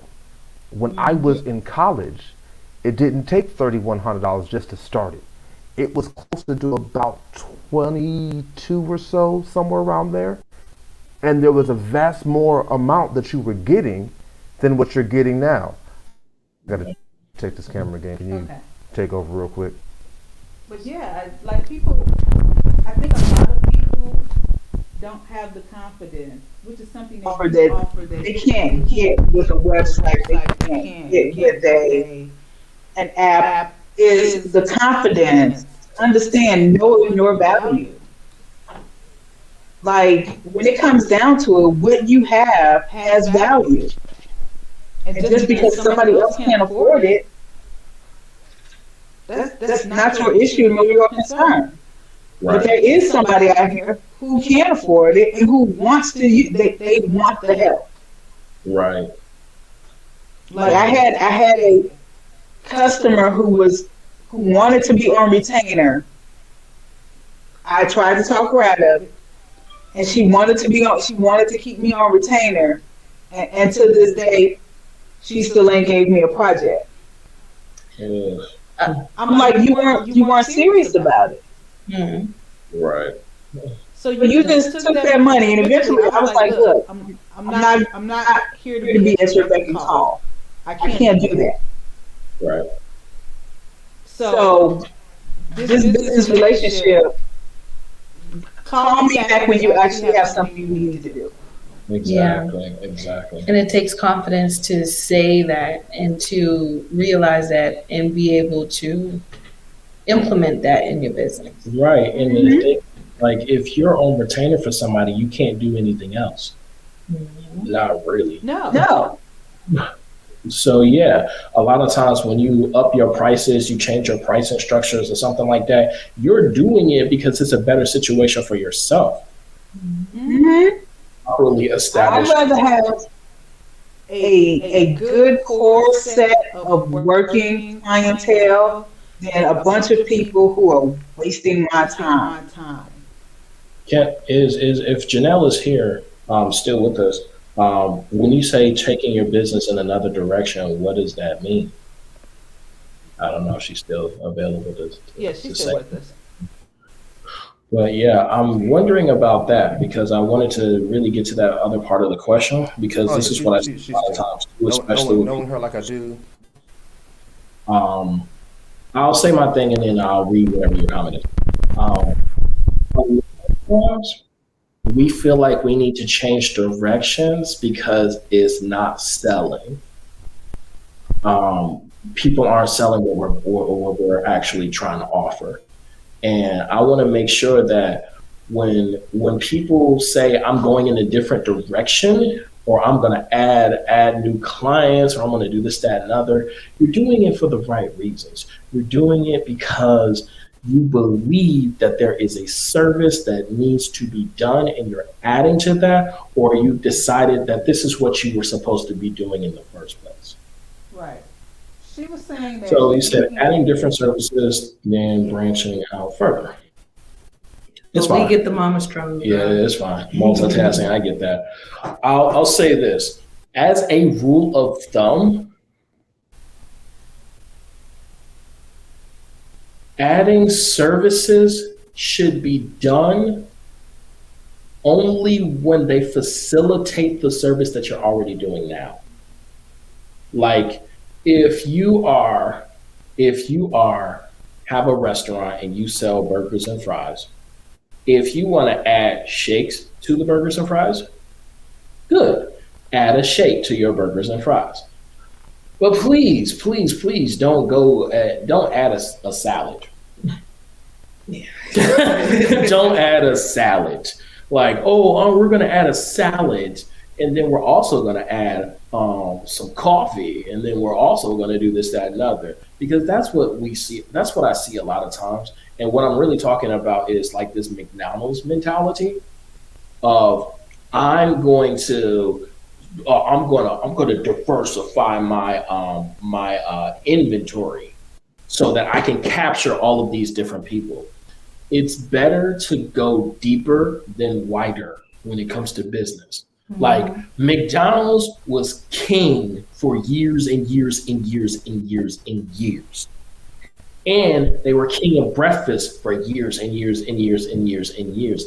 And it wasn't until they established a strong foothold into it that they decided, well, we're big enough to compete with Starbucks now. Right, with their McCafe. Right, with their McCafe. They were like, we can do that now too. So you were going to Starbucks? You can come here now. You know what I'm saying?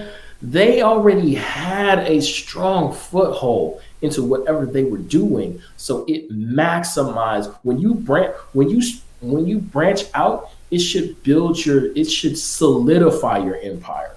Mm-hmm. You don't branch out to get more customers. And this is what I tell people all the time. Don't make your products universal. Do not branch out to get more customers. Go deeper. Service the customers you already have. Talk to them. Build a relationship with them. Ask them, what else do you need? Mm-hmm. If you're going to create new products and services, talk to the people that have already bought your stuff. They've already bought your stuff. Mm-hmm. And they have ideas. In fact, they're probably giving you suggestions. If you go to somebody and they're like, I'll see this all the time, or like Sarah will see this all the time. It'll be like, Sarah will help them out with something, and then they'll be like, oh, do you also offer this? Mm-hmm. It happens all the time. Yeah. And then she'll either say yes or no. But listen to the customers that you already have.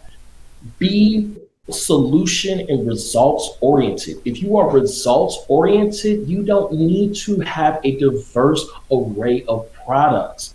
I am super result oriented. So what happens here is I know that somebody is supposed to go from A to Z, right? But I know they keep getting tripped up on C, G, P, T, whatever, right?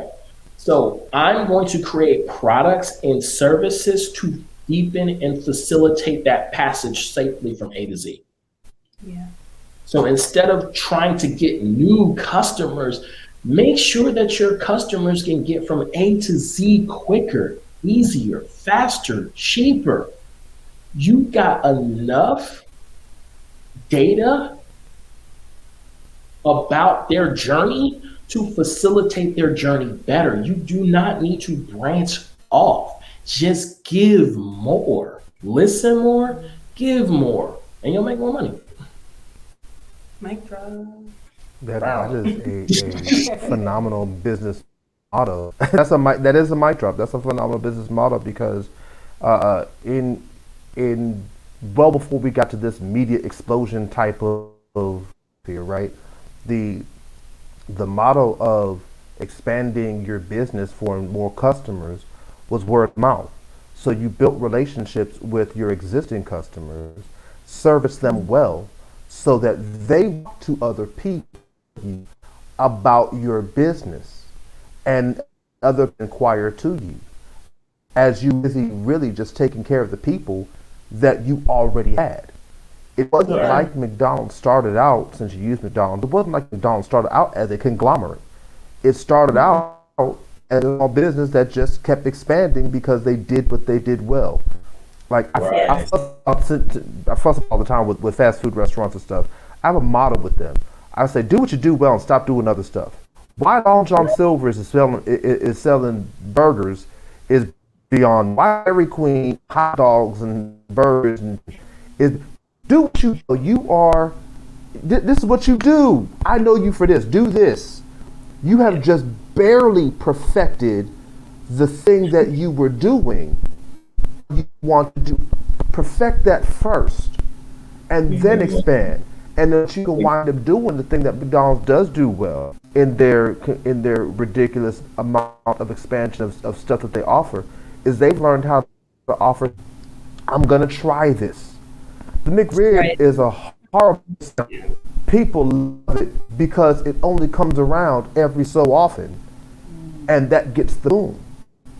And so if you take your perfect what you do and on occasion, if you say, I'm gonna do a special with this or I'm gonna do a special with that and see how it runs, that also can be a way to kind of gauge what else people may need from your service, from your business. Right. Hey, can I add something real quick? Certainly. This is your segment. Yeah. The beauty of facilitating solutions more is that mathematically, the profits are so much better. The profit is so much better to help your existing customers do things better than trying to get new customers, because one, you got to have a new message. And now you have to have a new marketing campaign. You have to do this, that, and other. You're starting over. You're starting from scratch. You know what I'm saying?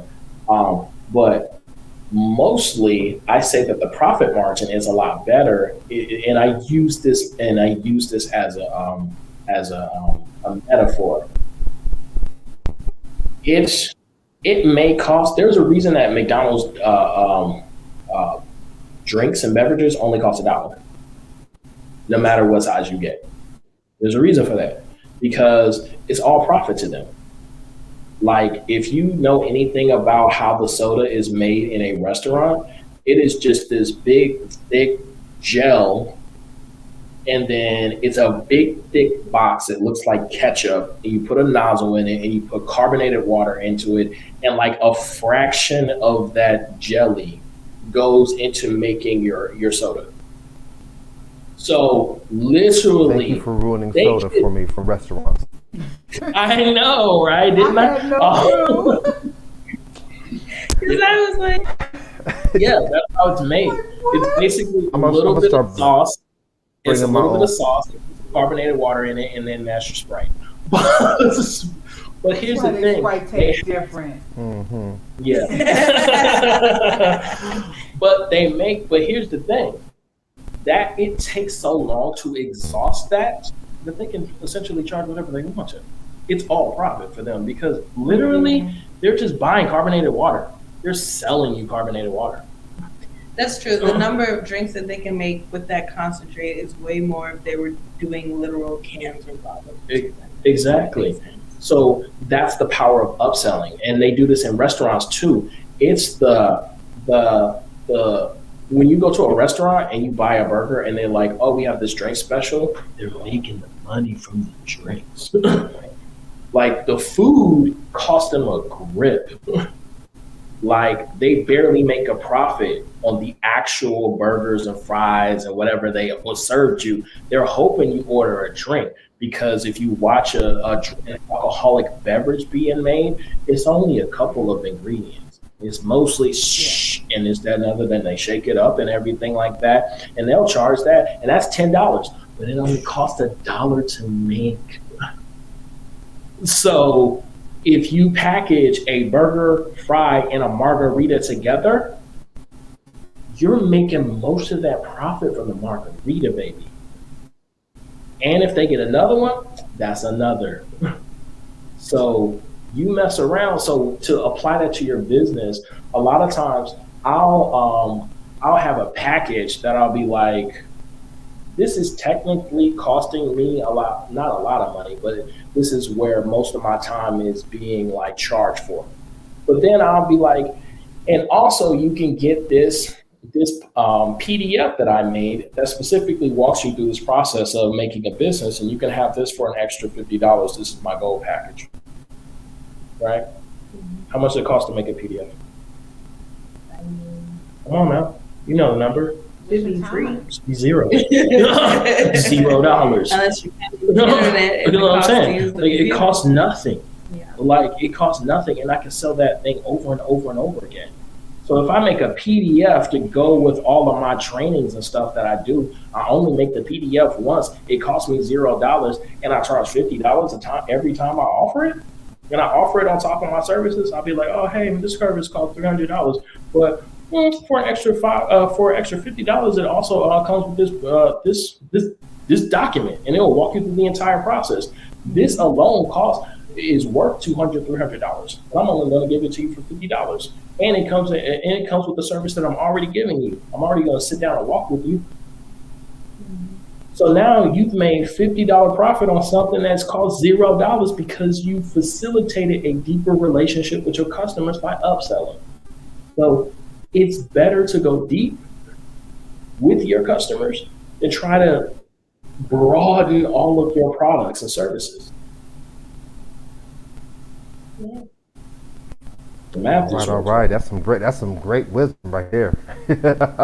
So what we gonna do? We gonna hit up another commercial break. We gonna come with our last segment, the infamous, world famous, and fun real talk banter. So we'll be back to the word from one of our sponsors. My name is Amanda. I'm the owner of the G Spot Accessories and More, and I have been doing this since August of 2020. I wanted to start my business because I didn't see anyone else doing what I was doing. I wanted to just step out on faith and make couples happy, other people just spice up their sex life.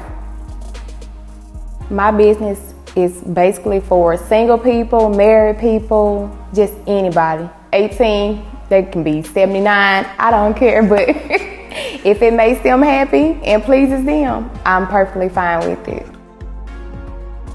What separates my business from other competitors are I am very convenient. You can reach out to me at any time.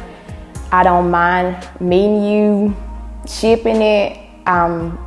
Just openly to please you. Whatever you need, I'm there for it. So, quality, the toys, they're A1. I have like no problems out of them at all, and other people don't. But everything is just amazing. So my items or products are for everyone, whether you're gay, straight, couple. I have a little bit of everything. Well, I have dildos, I have pocket pussies, I have two-head dildos. Whatever you need, I have it. Whether it's pheromone, lubricant, I try to have a little bit of everything. Swings, so just to lighten up stuff and just have your night enjoyable and one you will always remember.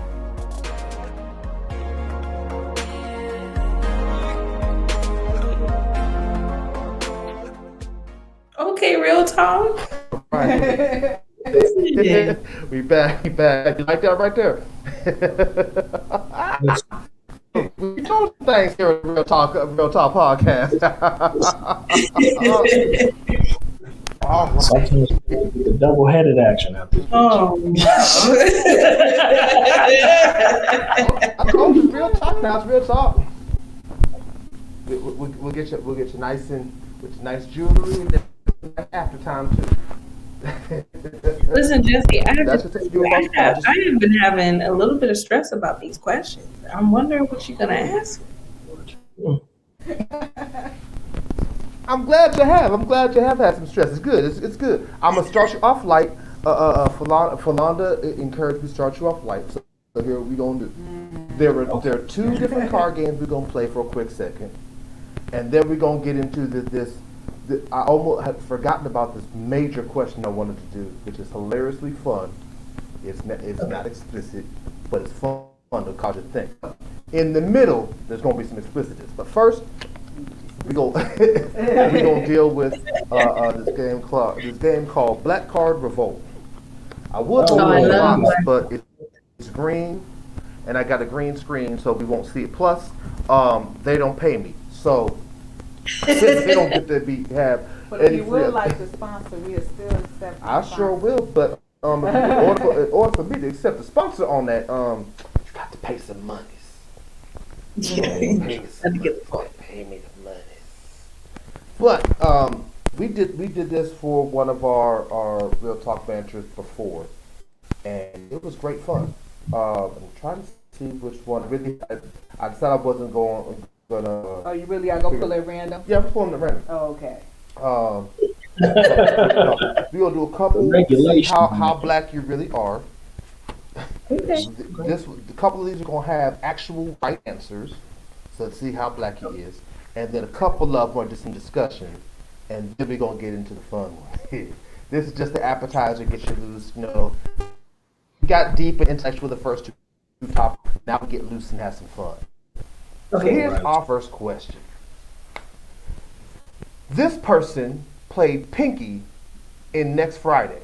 Is it A? Why you John- tell his friend? He got to read the options. Do you really need to know? Do you need to read the answers, Clifton Powell? I didn't remember his name until you said Well, go ahead. You got the answer. Since you got the answer, what's the answer? Milka. Exactly. His name is Clifton Powell. Yes. Good answer, man. He's like, I don't know about you, but I know my movies. I got you. Listen. Let me see if I can find one that'll. Don't try to stomp me. Okay. I got you. Here we go. How about this one? What was the name of the local gang in? Was it It was A, Choppy. the Blood? One more game. Wait. Well, say the question again because it got choppy. What was the name of the local gang in Meteor Man? Oh, it was. Go ahead. Go say. Meteor Man. Was it A, the Bloods? No. B, the Golden Lords? C, the Gold Disciples? Or D, the Crips? Sarah, would you like to take this one? Now, you heard me say I'm out. As soon as you had me in your then lost Black me. card, here you go. It was the Golden Lords. Oh, okay. Let me see. I gotta trip you up because okay. I want to trip some folks up. Okay, come on. Let's Gotta see get how my good ear. this. What hymn was not written by a black American? Okay. Is it A, Tell It on the Mountain? Is it B, Precious Lord, take my hand, lead me on? Was it C, Amazing It was Amazing Grace. I'm fairly certain Amazing Or Grace. was it D? Like 3 birds. Say again, I'm sorry. I said I'm fairly certain Amazing Grace was written by a white man. I feel like it is. It's Amazing Grace.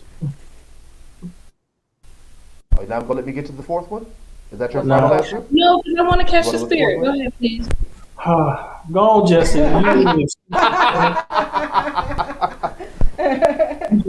just want to do these ones. Oh, I'm gonna do them. I'm gonna do. Even if the question don't call for them, I'm gonna find a way to get it in. Keep the whole world in His hands. Yes. What is my Sexual offering? chop. Thank you very much. Listen, we got Cash App just for your offer plate. All right, so what's the answer? Money sign, real high praise.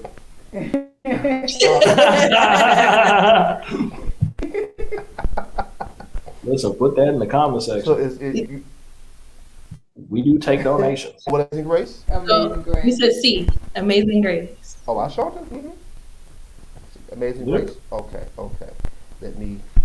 So that was correct? Amazing Okay. Grace is correct. Let me Oh, cool. go. Yeah. Because I'm not. I feel like now I'm gonna read the words very differently. I'm gonna listen to the lyrics. You'll start to hear it in a more Yes, like less seasoned way. In Bonnie and Clyde, a wretch like me. young Hove told. I'm sorry. What'd you say? Okay, I'll put here. In Bonnie and Clyde, young Hove told Bay to look for him where? A. In the studio. B. Cruise West Side Highway. C. At Ty Ty's house. D. In Marcy Projects. Marcy Project. You go with Marcy Projects? What are y'all going with? B. Listen, you could have asked about any other song, but I hate Bonnie and Clyde. So I hate that song. That means I stumped you, and I'll take it. These are the type of conversations you'd be like, who did I marry? He'll take the dub. What was the answer? Is it B? I feel like it's on It West is Side. Cruising the West Side Highway. Yes. See? Good, because when you know the queen, you got. Okay. Oh my God, I hate this song. I hate that he asked about this. Listen, I know. Let me get one of these majority rules ones in for lovely conversation. See, here, let's go. Okay. I'll ask one, then we'll go to the next game because I'm anxious to do the next game. I'm so sure. This one is a majority rules, so it's really more so to facilitate debate and conversation, but it's fun for me. So what should be the right? You know your pastor is lost when you see him in the club. Lord. He wants to buy him. He want to buy you. He want you buy your plane. Wait. You had to run that second one right He want back. you to buy him a bigger plane. Yeah, the whole thing. Okay. Oh, Which one should be the answer? You know your pastor is lost when A, you see him in the club. B, he want you to buy him a bigger plane. Listen, C, in the studio with Kanye. Or D, he always talking about before he was saved.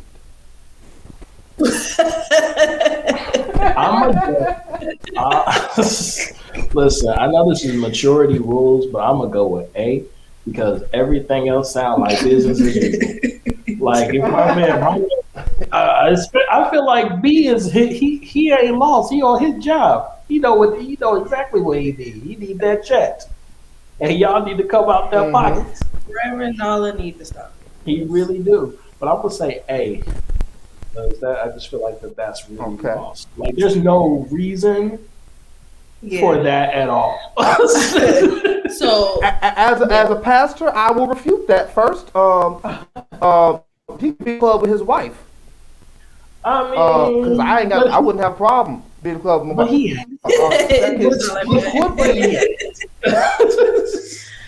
I think in the classical witnessing to the lost, showing that there's a light in the club and showing people you can still dance and have fun and not be sinful. Because again, I just feel like I would have all I'll do a table dance. This is something. This is what you just said was everything you would have told me if I caught you in the club. All I'm saying is, ain't that much soul saving you could do when like Too Short blow the whistle playing. It's not that And first much. and foremost, you could be in the parking lot. You could catch sitters in the parking lot. You ain't got to be in the club. They coming out. I will beg to differ. And here's my differentiation with A. Sharice is on here. She will vouch I will hold church in this one bar that's up the street while the DJ is playing Blow the Whistle. And I've done it before. I will witness, testify, and pray for you while Blow the Whistle is playing. I have done it. Have I not, Sharice? I was done in my college days. Now, I wasn't going. I wasn't going to the club off of the 2 times I went. 2 times in college, I was dragged to a club. I sure did come out with a soul. It can happen. It can happen. So for me, I get why some people would say that, but for me, I can't go with A. That's just my answer. Doctor? My answer is D. Okay, because everybody knows when that pastor start preaching, back in my day before. Okay, sir, you're exactly. You gonna have them Quincy Jones reminiscing and put everybody business out there. Going back to 1 Samuel chapter 3. That's where we're at. Come on back. Ain't no wrong with a little reminisce. Sometimes you gotta take it back so folk know you holy, but you with the cap in their face. Sometimes you gotta do that. Sometimes you gotta let them know that I got part Jesus and part Paul. Part Jesus, part Peter. Depends on which one that you want to see will depend on which one you want to get. I can heal you or cut your ear off. So I sometimes let you know that I ain't always pastor. Sometimes I'm just that nigga. Sometimes it happens that way. Listen. Love it. All right, so I had A, you had D. Philando? I actually had D too. No, because I was seeing some flashbacks. And back when I had Nick Pastor. Hold on. You look a little bit too excited with that. But it's factual though? Pull it back. Hey, pull it back. Sometimes it's factual. So he may have a whole lot of hoes. And he was excited about it. No. He didn't say he still want a whole lot of hoes. He said, I had it and woo, it was good. No. Wait. Have you seen a way too long flashback? I've seen some folks get excited about their crack smoking days because the crack was good at the time. Oh my God. Now it was good at the time. Do y'all remember that video, or have y'all ever seen that video of that lady who go to testify? And the pastor got the mic to her. Yes. And she like, I will sit it with my mouth. And she dropped the mic. Ma'am, we will not be. But he only pulled the mic because she wasn't the pastor. You can say that as the pastor. If you just remember, you don't get to say that. You don't get to tell people about how you had golf balls all up in your throat and everything when you got the pastor. That's not right. Because there's no real point to it if you ain't the pastor. If you the pastor, there's a point to it. Wait, didn't you have something like that happen to you in the pulpit? When you went to City Church and that white man was talking about how he was sinning and he was hoeing out in the streets and stuff like that, and you was looking at him all crazy? Oh, yes, because I was like, we skipped the sermon and went straight to confessional. Like, I just... Yeah, because you like, pastor, what are we doing? Do tell. Right. Some Christians, they happen to think that, we pastors is perfect and everything. We have a past too. So sometimes we got like, woo! And a flashback. Listen, I'm a PK. Talk about it. You get the flashback. But the Bible talk about that. We say this way with the church. We say for the churchy folk. And I think things over. I can truly say I've got a testimony, and I get excited about how far He's brought me from. How far He's brought me from. I wound up getting excited because of what I was in, because it was good. But I realized it was sending me to hell, so it was not for my good. Hallelujah. I think you all are forgetting that the obvious answer. I think y'all are forgetting the obvious answer. Like, D is gonna win because it's got the majority of 2 people, but y'all forgetting the obvious answer is C. He in the studio with Kanye. Why are you in the studio with Kanye? There is no reason to be in the studio with Kanye. Kanye don't need.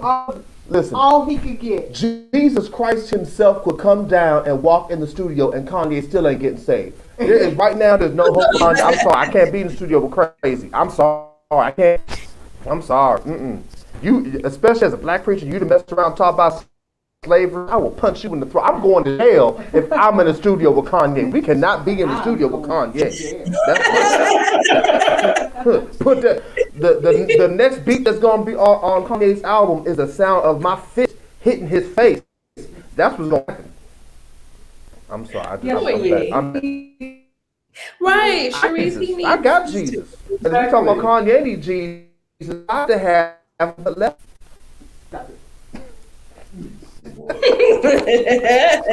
So that man's in an unmedicated state. And that should tell you that there ain't an amount of medication in the world that's gonna help. Matter of fact, Dr. Here, what I'm gonna do, since y'all are so in favor of Kanye, I'm gonna find his number. I'm gonna find a way to get him, and I'm gonna refer him to you so that you can treat him, you know, and see how that's gonna work out for him. Cause y'all believe in, I don't believe in him. Y'all believe in him. I feel Your like pastor is lost if he talking to the type Kanye. of person to really get down with natural medicine, naturopathic medicine. Yeah, man. And listen, I got the He probably up in there taking St. John's Wort right now. I got the life coaching on the side, bro. Let me heal you, sir. Oh my God. Let me heal your weary mind and soul. You can't heal somebody who's a god. That's Kanye. That's what Kanye gonna say. Yeah. Listen, bring me out some of that old. Kanye crazy.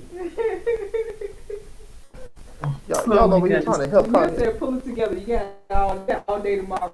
Yeah, I'm gonna talk about this tomorrow too. I'm gonna pull that card out and talk about tomorrow. Since I'm talking about salvation anyway, we gonna talk about it tomorrow. You go. Okay, so this game is called Pick Your Poison. It is it's Late Night edition. Excuse me, the After Dark edition, and I pulled out the expansion pack as opposed to the regular one because you know the regular one was gonna take too much. So the expansion pack and these is just some crazy things. So what I do is I'm gonna pick two, and I'm going to ask both of these, and you have to choose which one you would do. There is no push. There is no, I'm not going to do one, or I'm not going to do either. You have to choose one or the other. And these are some crazy choices. Okay. So I'm going to take that one at random. And I'm pulling them at random. I ain't looked at these yet. I'm pulling them at random. So let's see. Okay. This one ain't too bad.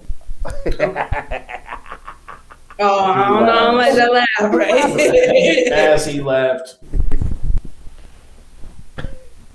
Would you rather have your nude photo printed on the front page of the New York Times, or wear a helmet and safety pads every time you have sex? Helmet and safety pads immediately.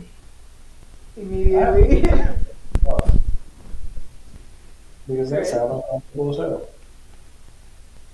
I mean, I guess I can see how you.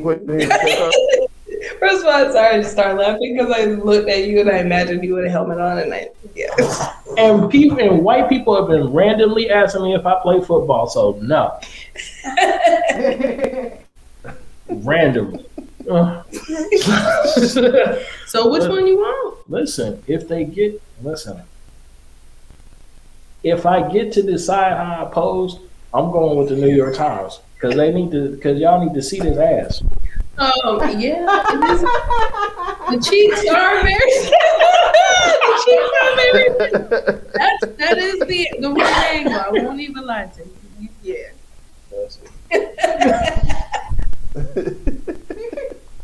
So which one you going with? So like I have to put some real thought into this because at some point I be feeling like I be needing a helmet and safety pads. Look, I'm over 40. That's why that was It right. get risky out here in these. It's risky. At the time, I have no problem doing it. So the the cover of the New York Times don't get all this. So, Janelle and I are actually on the same page. Yeah, If it pays, I'm going with the New York Times, and since I'm doing it, it gonna pay. And then I'm also thinking of the exposure, because I'm a pastor. I'm thinking of the exposure. Folk are gonna come from miles around. For the exposure. Yeah, that was double entendre. You like how I did that? People gonna come from miles around to come see the pastor who was buck naked nude on the New York Times. I got to see if he's for real. I got to see what kind of word he preaching. I'm gonna be on the shade room. I'm gonna be the donkey of the day, the Breakfast Club, and they gonna be talking about me. Roland Martin is gonna cuss me out. Larry Reed is gonna have me dealing with me. I'm gonna be everywhere. There's an old school saying that says, "No publicity is bad publicity." So let's go ahead and get these foods, and then trust me, y'all gonna put you. I get to pick the pose anyway, and I got to fluff, but you do catch me unfluffed. You're right, Eddie. It's not. It wouldn't be. You're right. It wouldn't be the first time, but it would be the best time. It would be the best time. Yeah, no, I done breastfed 2 children, and if they're gonna pay for me to go gift, then yes, I will be off.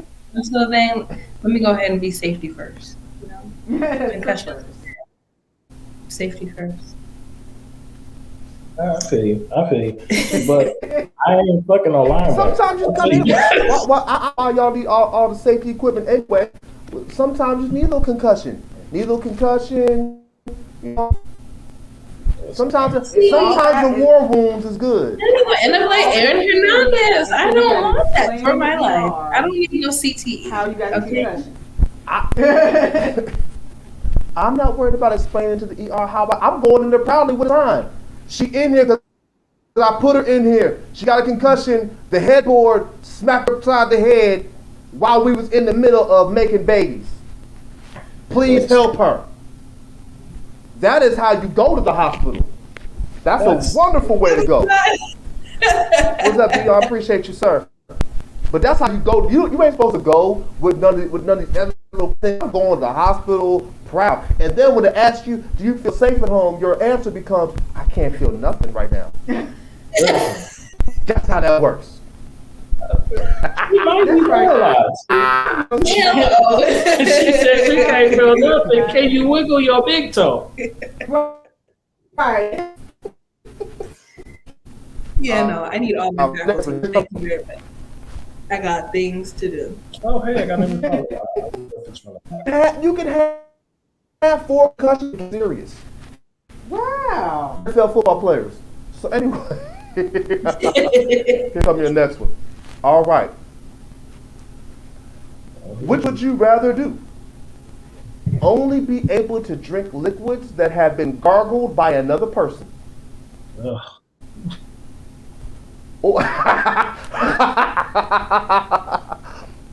Or have labias for lips. No. Lips. These are all bad. These are all bad. These are all really bad. But there really is no way in which I will be drinking any liquid that has been pre-gargled. So I guess I got is it the but see, this is how you have to ask. Is it the outer? Which one is gonna be my lips? Prominently featured? Because then I need to know, will I have a mustache and beard, or is it just like a regular? Is it gonna be like? Love it. These are valid questions. Is it gonna be like soft mound? Is it what's happening with the lips though? Because I'm trying to imagine myself. It's horrifying to think of myself with a sound like this. Because also, do I have teeth still? Because I feel like that's just. Yeah, you're still gonna have teeth. That's frightening. I'm sure. And to answer your question, here's how I'll answer. I will say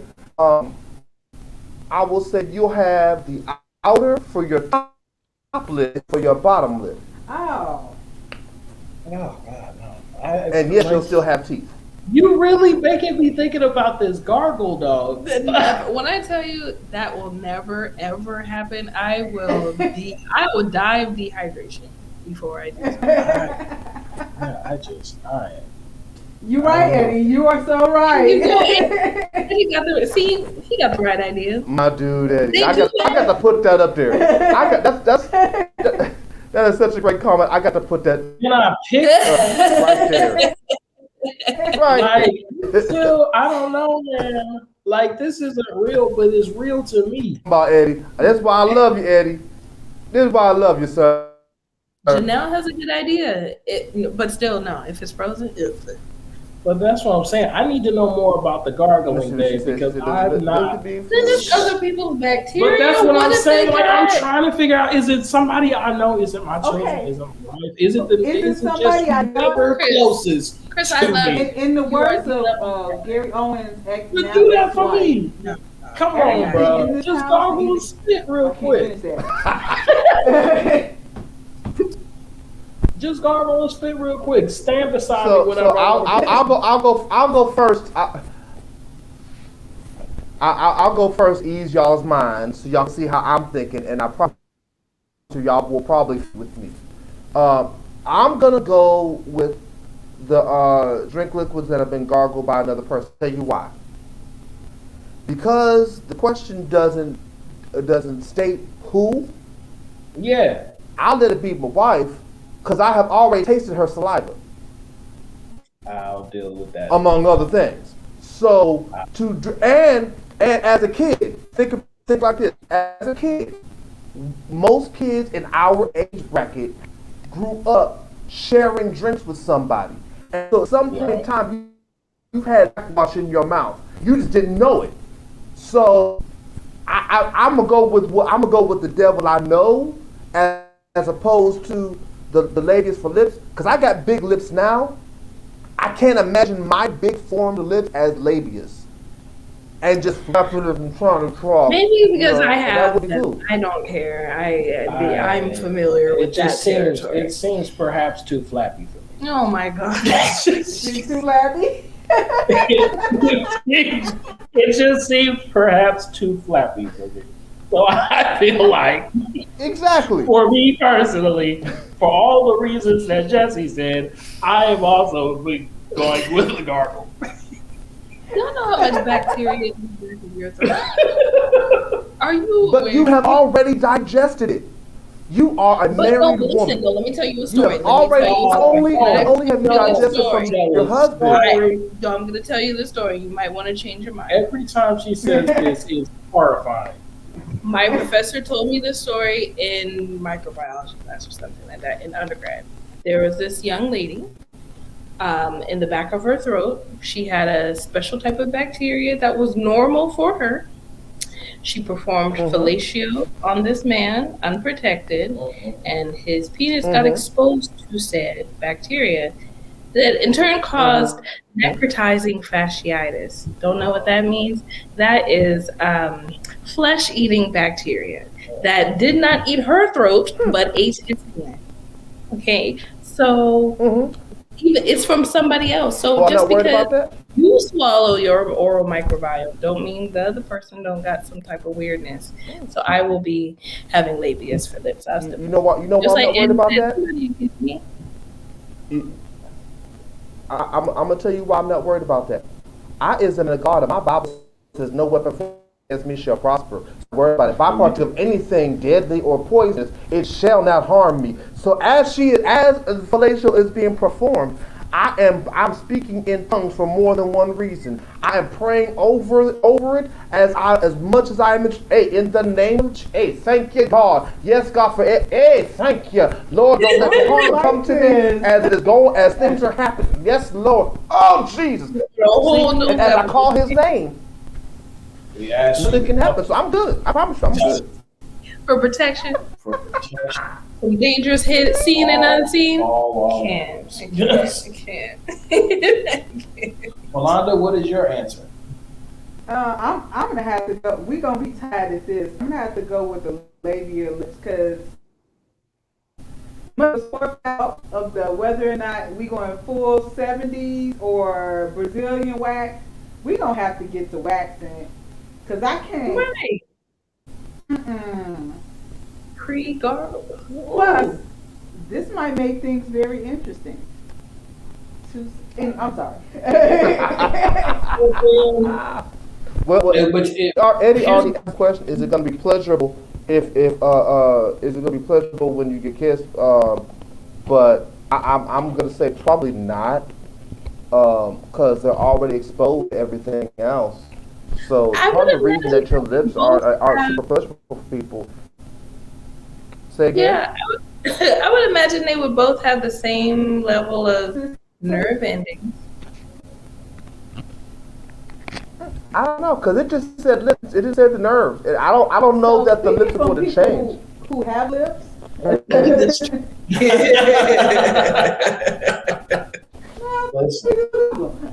Okay, so now I want you to picture this now. I want you to just think about this now. Think about this. Mm-hmm. Even though breath comes from within, Oh, right? Lord. It comes from the lip. It comes from within.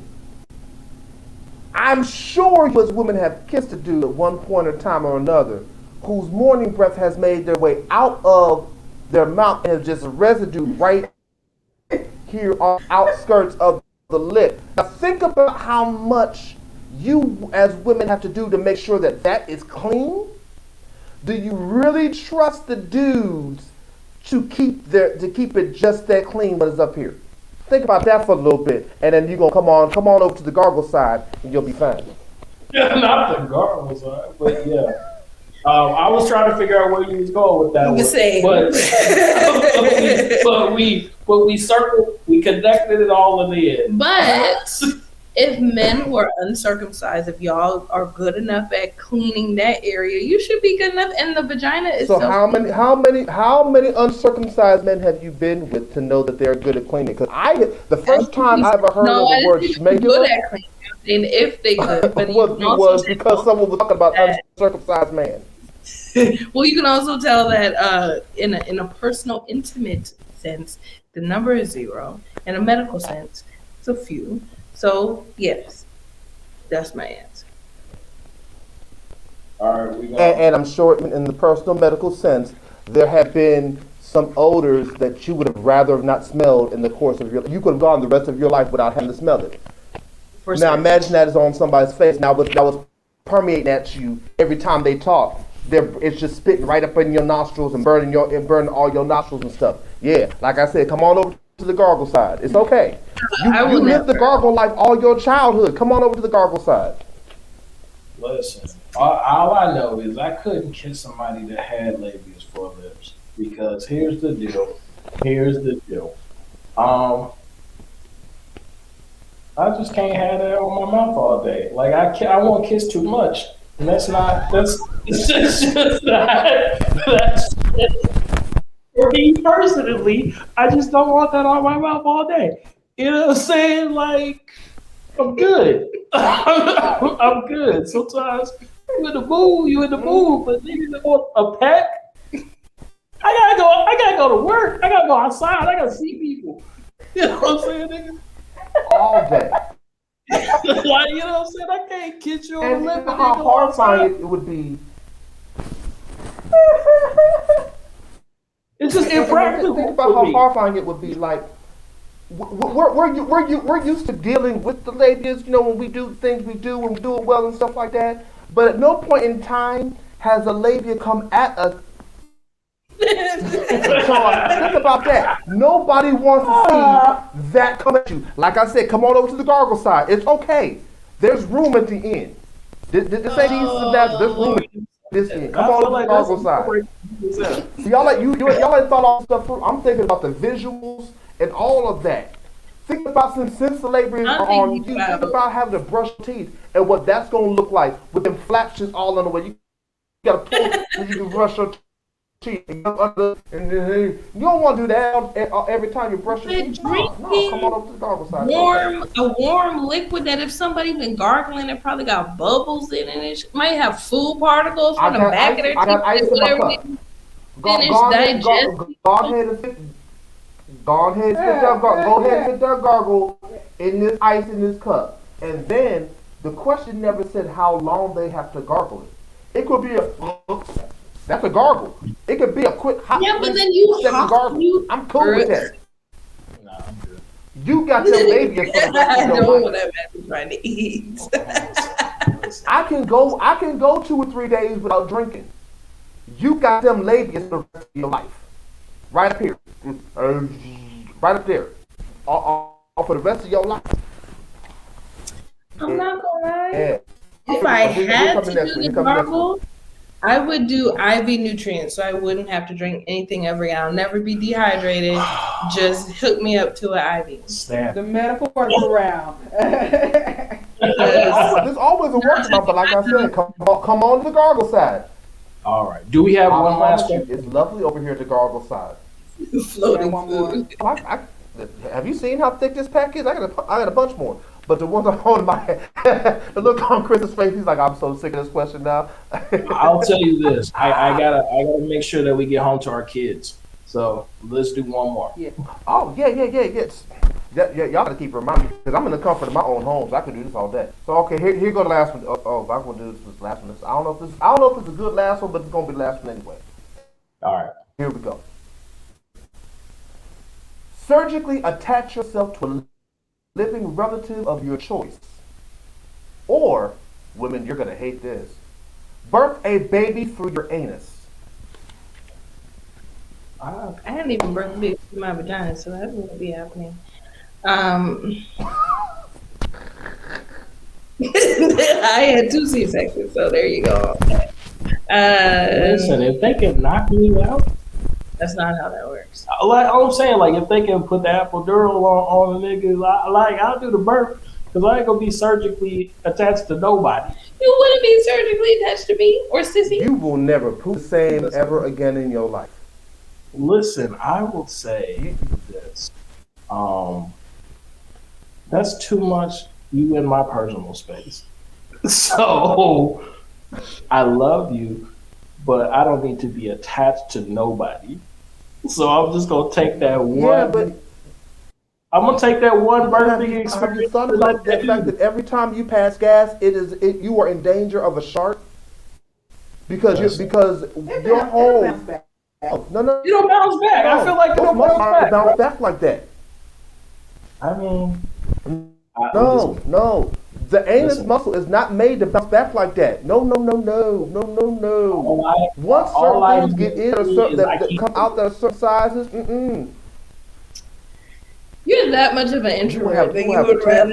Yes, I am that much of an introvert that I would rather birth somebody out my ass than to be surgically tied to somebody for the rest of my life. No. So I'm gonna turn to my wife when I say this because it'll impact her more than anybody. But 36 hours from your ass. Cause and really, y'all can't even have a real good constipated poop like that. You want to have a baby child? Listen, I can have a good constipated poop. I'm just not doing it. No, I'm taking a surgically attached because what wasn't said in the question is that I can't kill the person I'm attached to. Oh, but why would you want to be attached to a corpse? Right, bro.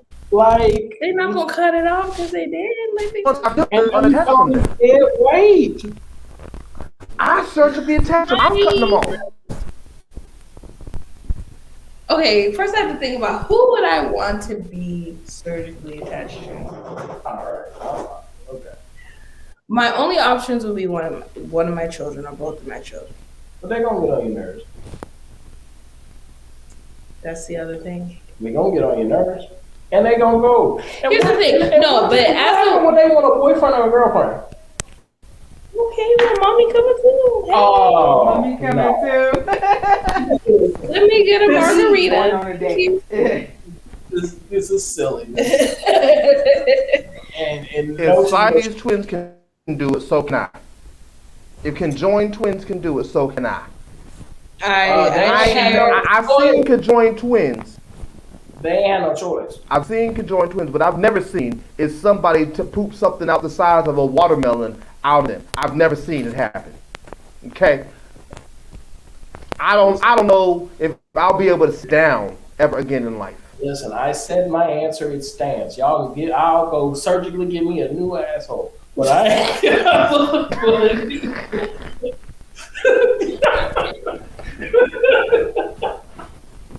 They got the vaginal rejuvenation. Rejuvenate my asshole. Oh my word.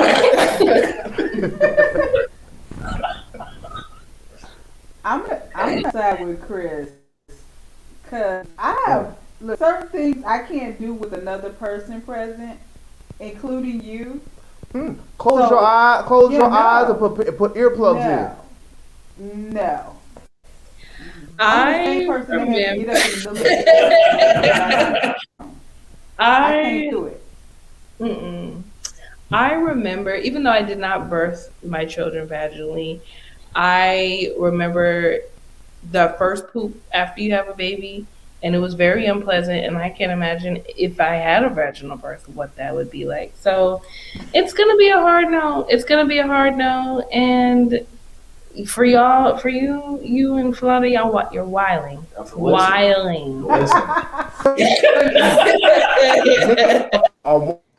It's temporary for lifelong inconvenience. I get that's all. Me and the doctor is right on this one. Like I said, I'm gonna get enough money. They gonna rejuvenate that ass. So they got fat transfers. They got all kinds of stuff. They got booty lift. They got BBLs. They go. Y'all gonna get. So they got figures up now. Y'all gonna get. That's hilarious. We're talking about snapback. You put snapback. Right. Yeah, I'm good. I'm really good. That just okay. Okay, so here's the last one. This one requires a screenshot, and it'll be done. Okay. I have to get this one out because I have been fiending for this to have this session all week.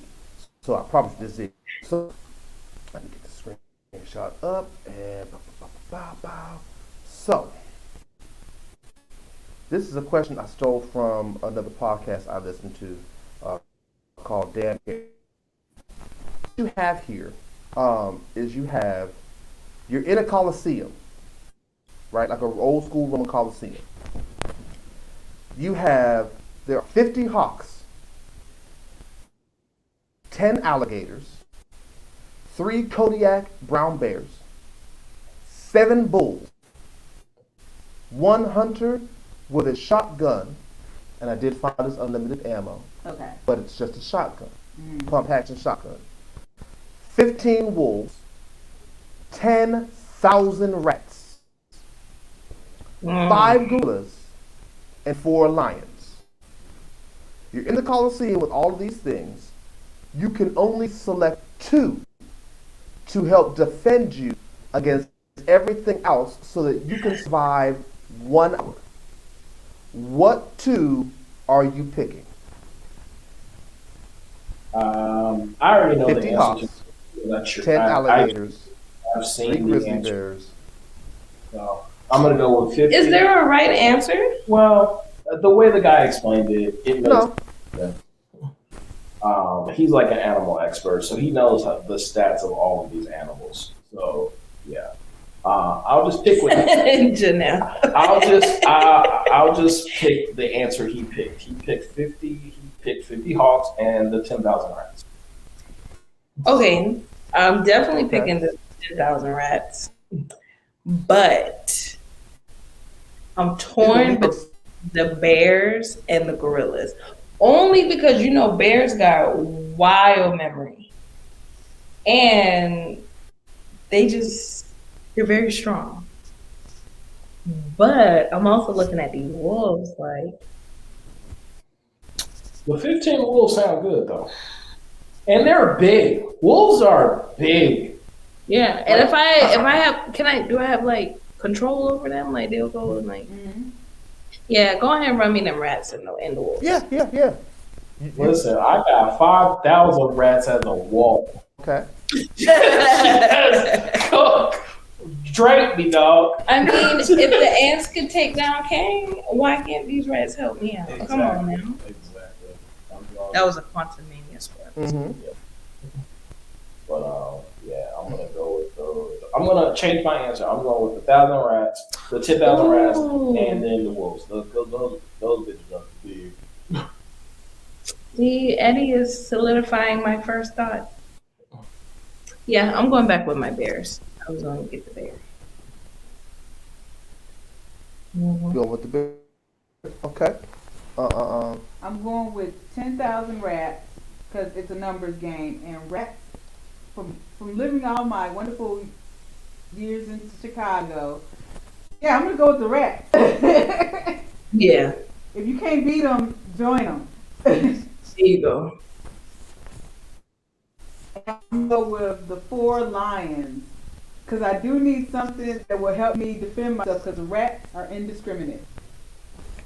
Yeah. But you got control over them. You can. I ain't gonna take no chances. They may turn on. You can't trust the rat, baby. Rats and 4 lions.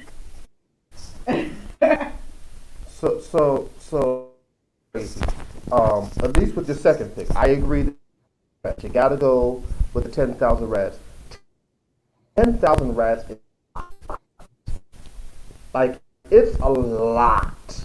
Yeah. 10,000 rats are probably not really realistically fitting in a Roman Coliseum, so it's a lot. However, normally I would go with the King of the Jungle and go with lion.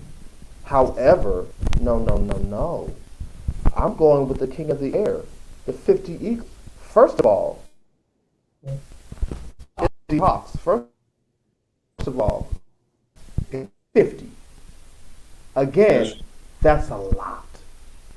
That's a lot of Animals. But what if the hawk go to the alligator? No, but here's the thing: their reaction times are way faster than anything else. I got 10,000 rats to alligator. 300 rats are taking out 10 of those 10 alligators. Yeah. What about the Those bulls? alligators are not eating 300 rats. And then I got the hawks coming down on their back and pecking at. I got 50 hawks. Give me 2 hawks per alligator, and I'll take 300 of my rats against those 10 alligators, and I win. The hawk that can kill the hunter. I got rats that'll take out the lions, and by that time, all I have to do is survive another 15 minutes. Come on now, I got 1 hour. I got to survive. 10,000 rats are a problem for most of those animals. The lions and the wolves are probably going to, if not attack each other, they're probably going to go after the rats too because they're running up on them. One thing I might have a problem with is the gorilla. But here's the thing. Once I get one of my hawks to kill the hunter, I can summon them rats to go get the gun over to me, and now I can also defend myself. I win this battle. Listen, first and foremost, it's up for the hunter immediately. That's the first dude I'm killing.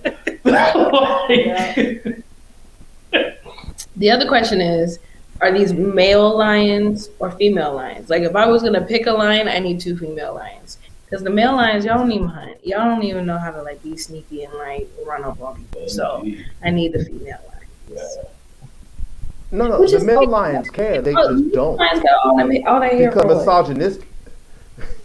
To trick the female lion to have Lions are babies. misogynist. You don't even They use that do it, hair they for don't. what? To look pretty? Sometimes you need that L'Oreal action. You need to shake it on them. Need the L'Oreal action. And the bundles, the lion bundles. I don't know. Listen. I swear, if they ever made lion bundles, that would be the biggest flex of all time, That would be bro. fire. Mufasa silky, dog. You can't even get it, dog. Somewhere in the world, someone gonna hear this, and lions gonna shades all over Africa, and it'll be all over. The commercial's gonna be like, "Rawr." But it'll be the club Unleash the like, king. well, how many Unleash the guys royalty in you. get this out of Can you imagine the ponytail that they'll have with that lion bundle? Curious. The volume. To will let be your up. soul glow. Indeed. Indeed. All right. Well, we're All going to right, wrap yeah. this up. Absolutely. This was too You don't get to fun. wrap up my podcast. Oh, I was I'm gonna sorry. say this is a shame. She the executive producer and all, and I get it. But it's my show. She tried my job on me. That's the And this producer. is why. Keep This you why on one of the track. reasons why you be fired. Executive producer. I'm the owner. Just That's why she could be fired. I can't. So you can't tell the owner what to do. Anyhow. Wrap us up then, my guy. Now I got the guests telling me what to do. I'm tired of all y'all. I'm getting out of here now. I'm saying if you feel that strongly about it, wrap it up, my guy. This has been a great edition of the Real Talk Podcast. I promise all of you listeners, we're going to have them on again. It was lots of fun. Hopefully the next time we will have less technical issues so we can do this more efficiently and things go back better. But please, ma'am, please, sir, make sure you check out the no, that's not what I was going to say. I was getting ready to mess this title up all over again. Make sure the business coach, the profound, I'm gonna call him King Business Coach. Make sure you check out King Business Coach Chris Ellis, especially with Boss Talk at buzzsprout.com. Make sure you check him out. Go to his webpage, subscribe to his podcast. On his podcast right now, he's series where he's breaking down 10 different things that you will need to know as an entrepreneur, the things that people don't tell you, and he breaks it down in detail and shows you how to do some different things. It's a wonderful short list, and he doesn't keep you as long as we keep you, so you're able to get in and get out. You can listen to him on the way to the bathroom, get to the bathroom, you'll be done with the podcast. But it's great information. Go on his website, check him out as well as make sure you go to Spotify and check out The Black Girl's Guide to Natural Medicine. She's on Spotify with Dr. Sarah Ellis. You got to say it with emphasis.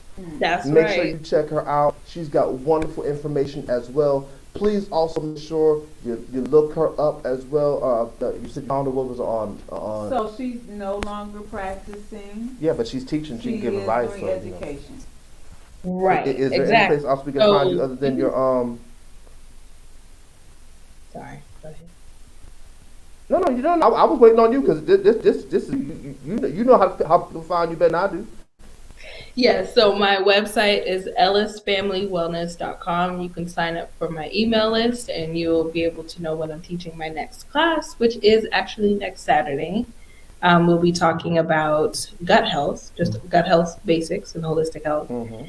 And then my last class is free up on YouTube. So you can look up Dr. Sarah Ellis, ND, on YouTube.